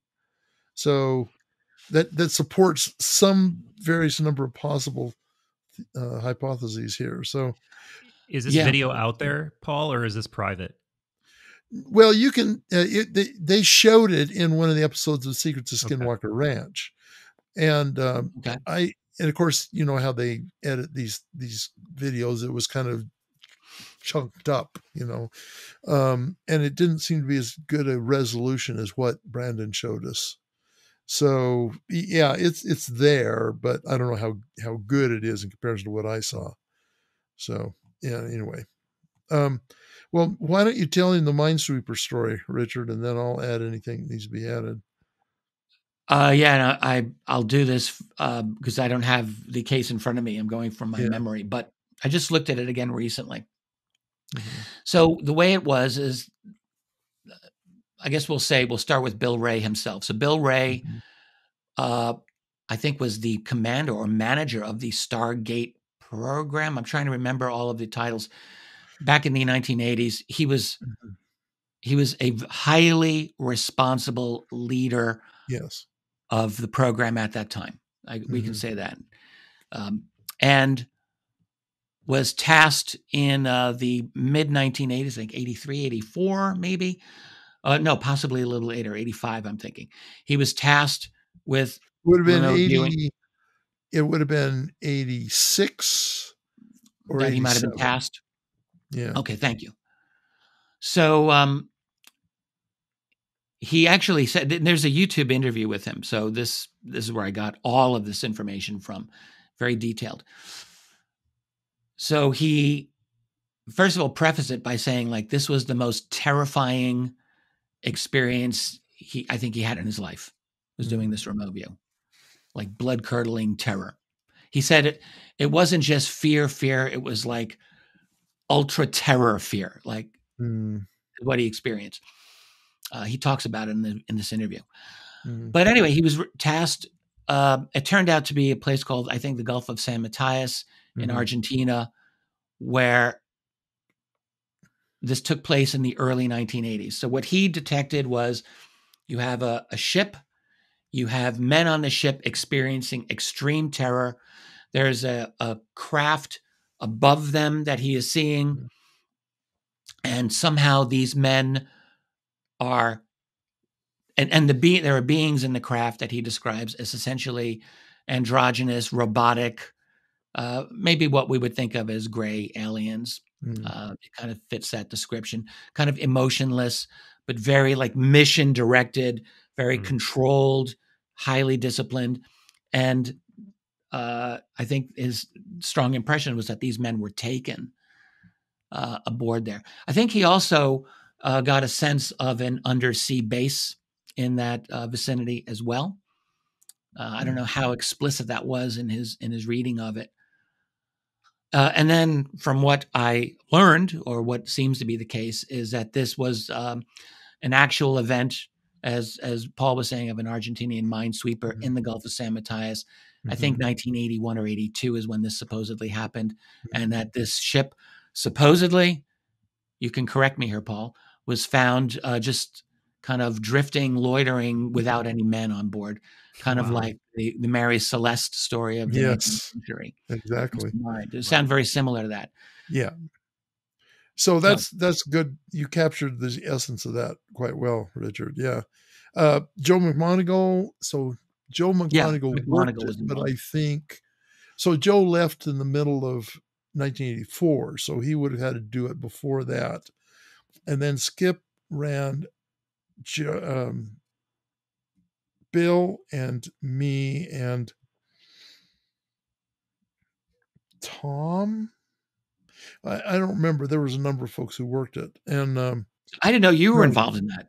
yeah, it was. But mine didn't turn out very well because I kept getting this AOL of a ship and UFO, analytical overlay mental noise, and I dismissed it because I thought, oh, that's just my brain acting up. And so finally, I just ended my session before I got any real information because I couldn't shake that impression, which I'm really sad about today. I wish I would have, persisted and go ahead and gone with the AOL and seen what I got, but I didn't. Joe's version was, if I'm remembering correctly, that the UFO directed some kind of beam or something on the ship, and all of the crew members went nuts and all jumped overboard. Now, whether or not they were picked up, I don't think Joe committed to that. Okay. But so the facts of the case, the minesweeper was found abandoned. Nobody knew what had happened, and then we remote viewed it to see if we could figure it out, and that was the result. Holy And crap. since essentially all the viewers corroborated that, and they were working all blind on it, that's pretty good evidence something happened along those lines. So. I agree. And in my write-up of it, I explicitly said, look, this is a case that comes in to alternative means of perception, but I feel strongly that it deserves strong consideration, just on the basis of how it happened. I did note that there were other remote viewers, including Joe McMoneagle, of course, who's legendary, who was involved in this, but I didn't know the specifics of his remote view, only that it was consistent with what Bill Ray had gotten. So that's really interesting. That area, by the way, off the Argentinian coast is has its share of USO activity and histories. In fact, there's a weird story. I wrote about this in my first volume, that the Argentinian Air Force or Navy military attempted to bomb an undersea USO presence off its coast in 1960. Wow. It's the story. Is it true? Is it not true? But it's a story that's been out for a long time. So there's activity off that coast down there in South America for sure. Yeah. Yeah, and that right away makes me think of that new footage that I'm sure you've both seen of apparently a UAP being hit with a by Hellfire. What's said to be a Hellfire missile, and then splits into all these pieces. And like, what do the two of you make of that? I find it very interesting. Certainly, I would not ever want to dismiss something like that out of hand. I was told that a Hellfire missile is not necessarily the be all and end all of, explosive weapons aimed at aircraft. So maybe it wouldn't knock something out. But still, it's kind of impressive to see this object just seemingly unperturbed. I'll tell you, that also looks authentic. Of course, we have some provenance to it. Right. It does. Well, it has originated from DoD sensors, right? So I don't mean sensors, but sensors. Right? Yeah, right. Yeah. So, and it looks very authentic. I mean, the what appears to be the missile behaves the way I would expect it to, and the UAP behaves in the way you'd expect it to if it didn't get blown up, right? Which it didn't. The telling thing here to me is that the Hellfire did not go off. Right. No flash. If a Hellfire hit something that substantial, which it clearly was, because there's debris from it, not from the thing, but from the Hellfire, it's going to go off. And it didn't. What do you mean go off? Explode. Okay, right. Yeah, it did not. And something, again, that size hit by a Hellfire that blows up inevitably should have been totally torn apart. And there are cases of aircraft in the past firing on UFOs or UAP. We've got some of them even in the Freedom of Information. Yeah. There was one from the nation of Peru in 1980, a long time ago, where on May 9th and May 10th of that year, over a Peruvian airbase, there was an object that was hovering low over by the airfield.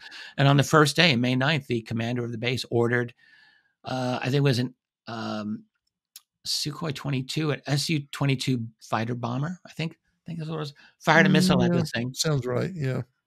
Yeah, and one can read the FOIA document on this. It exists, and it had no effect on the object. And on the following day, the object appeared again. The commander of the base declined to fire on it. Uh, Antonio Huneeus, who's an experienced researcher in this and is a friend of mine, interviewed that base commander, who apparently said to him, "Yeah, look, those missiles are expensive. Yeah. The first one didn't do anything. I wasn't going to waste any more ordnance." Yeah. Well, of course, it was a Russian missile, and sometimes we have quality issues with Russian missiles. But nonetheless, I think probably it was the same kind of stories happen with this Hellfire. And Hellfires have a high reliability rate, so the fact it didn't go off to me is telling that there's some tech there that is superior to our tech.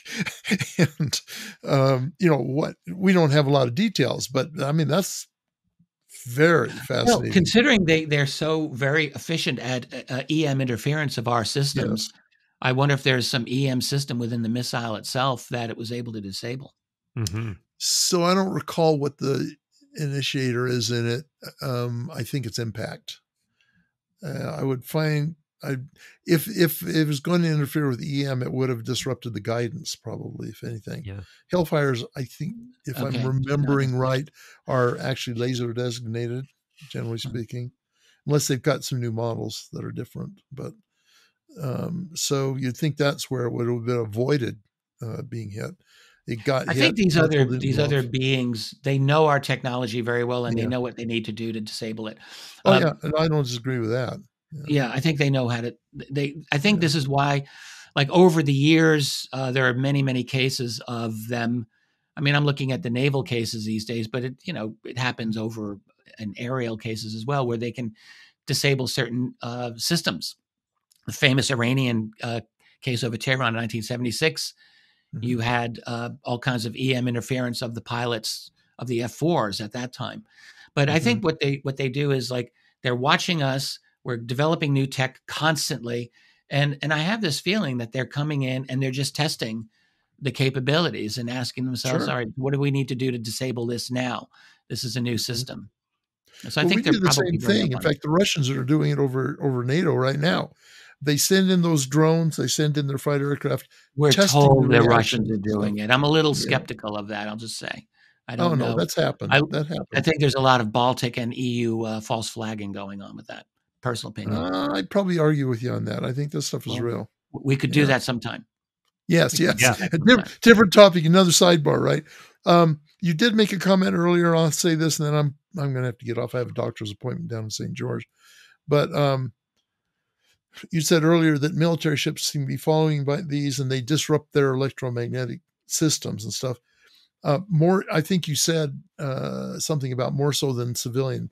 If you think about it, the military vessels are going to have a much larger electromagnetic envelope than civilian vessels are. I wondered about that. I wonder if it's just the factor of the way the military vessels are configured. Yeah. But there does seem to be a targeting. I'm just and that seemed to be the case. In fact, at this last contact, my talk there was about what is arguably probably the first real large scale UFO event. It involved a squadron of Navy Hellcat fighters over at Hanford, which is one of our major nuclear facilities at the time, where they were directed to intercept this thing. They tried really hard and failed because they couldn't reach the elevation necessary to attack it. But it was a massive UFO. I won't go into the details here due to time, but maybe some other time we could talk about that. And I think we were concurrent sessions, so neither one of us could attend the other one or something like that. So, anyway. Yeah. Well, this has been a lot of fun, guys, and I could rap with you all day, and I hope that we get a chance to do it again, and I hope that we get a chance to do it again at Contact next year. I'm definitely planning to go again. This has been fantastic. Thank you both so much for doing it. So much love for both of you guys. I love everything about how both of you approach this topic with intellect, but with an open mind, with necessary amounts of skepticism. So glad we got a chance to do this, and I definitely hope we can do it again. Well, it was an absolute pleasure. Opportunity. Yeah, thank you. It was a true pleasure to talk with you, Paul and Michael. I really am grateful that you organized this. This is kind of the things that makes the internet great. Like, we're just coming in and having this really fun, interesting conversation, and I hope that listeners enjoyed it. Me too. Me too. Thank you, guys. And we're not fomenting anarchy like other uses of the internet. Right. Yeah. Well, not yet. Not yet. Not yet.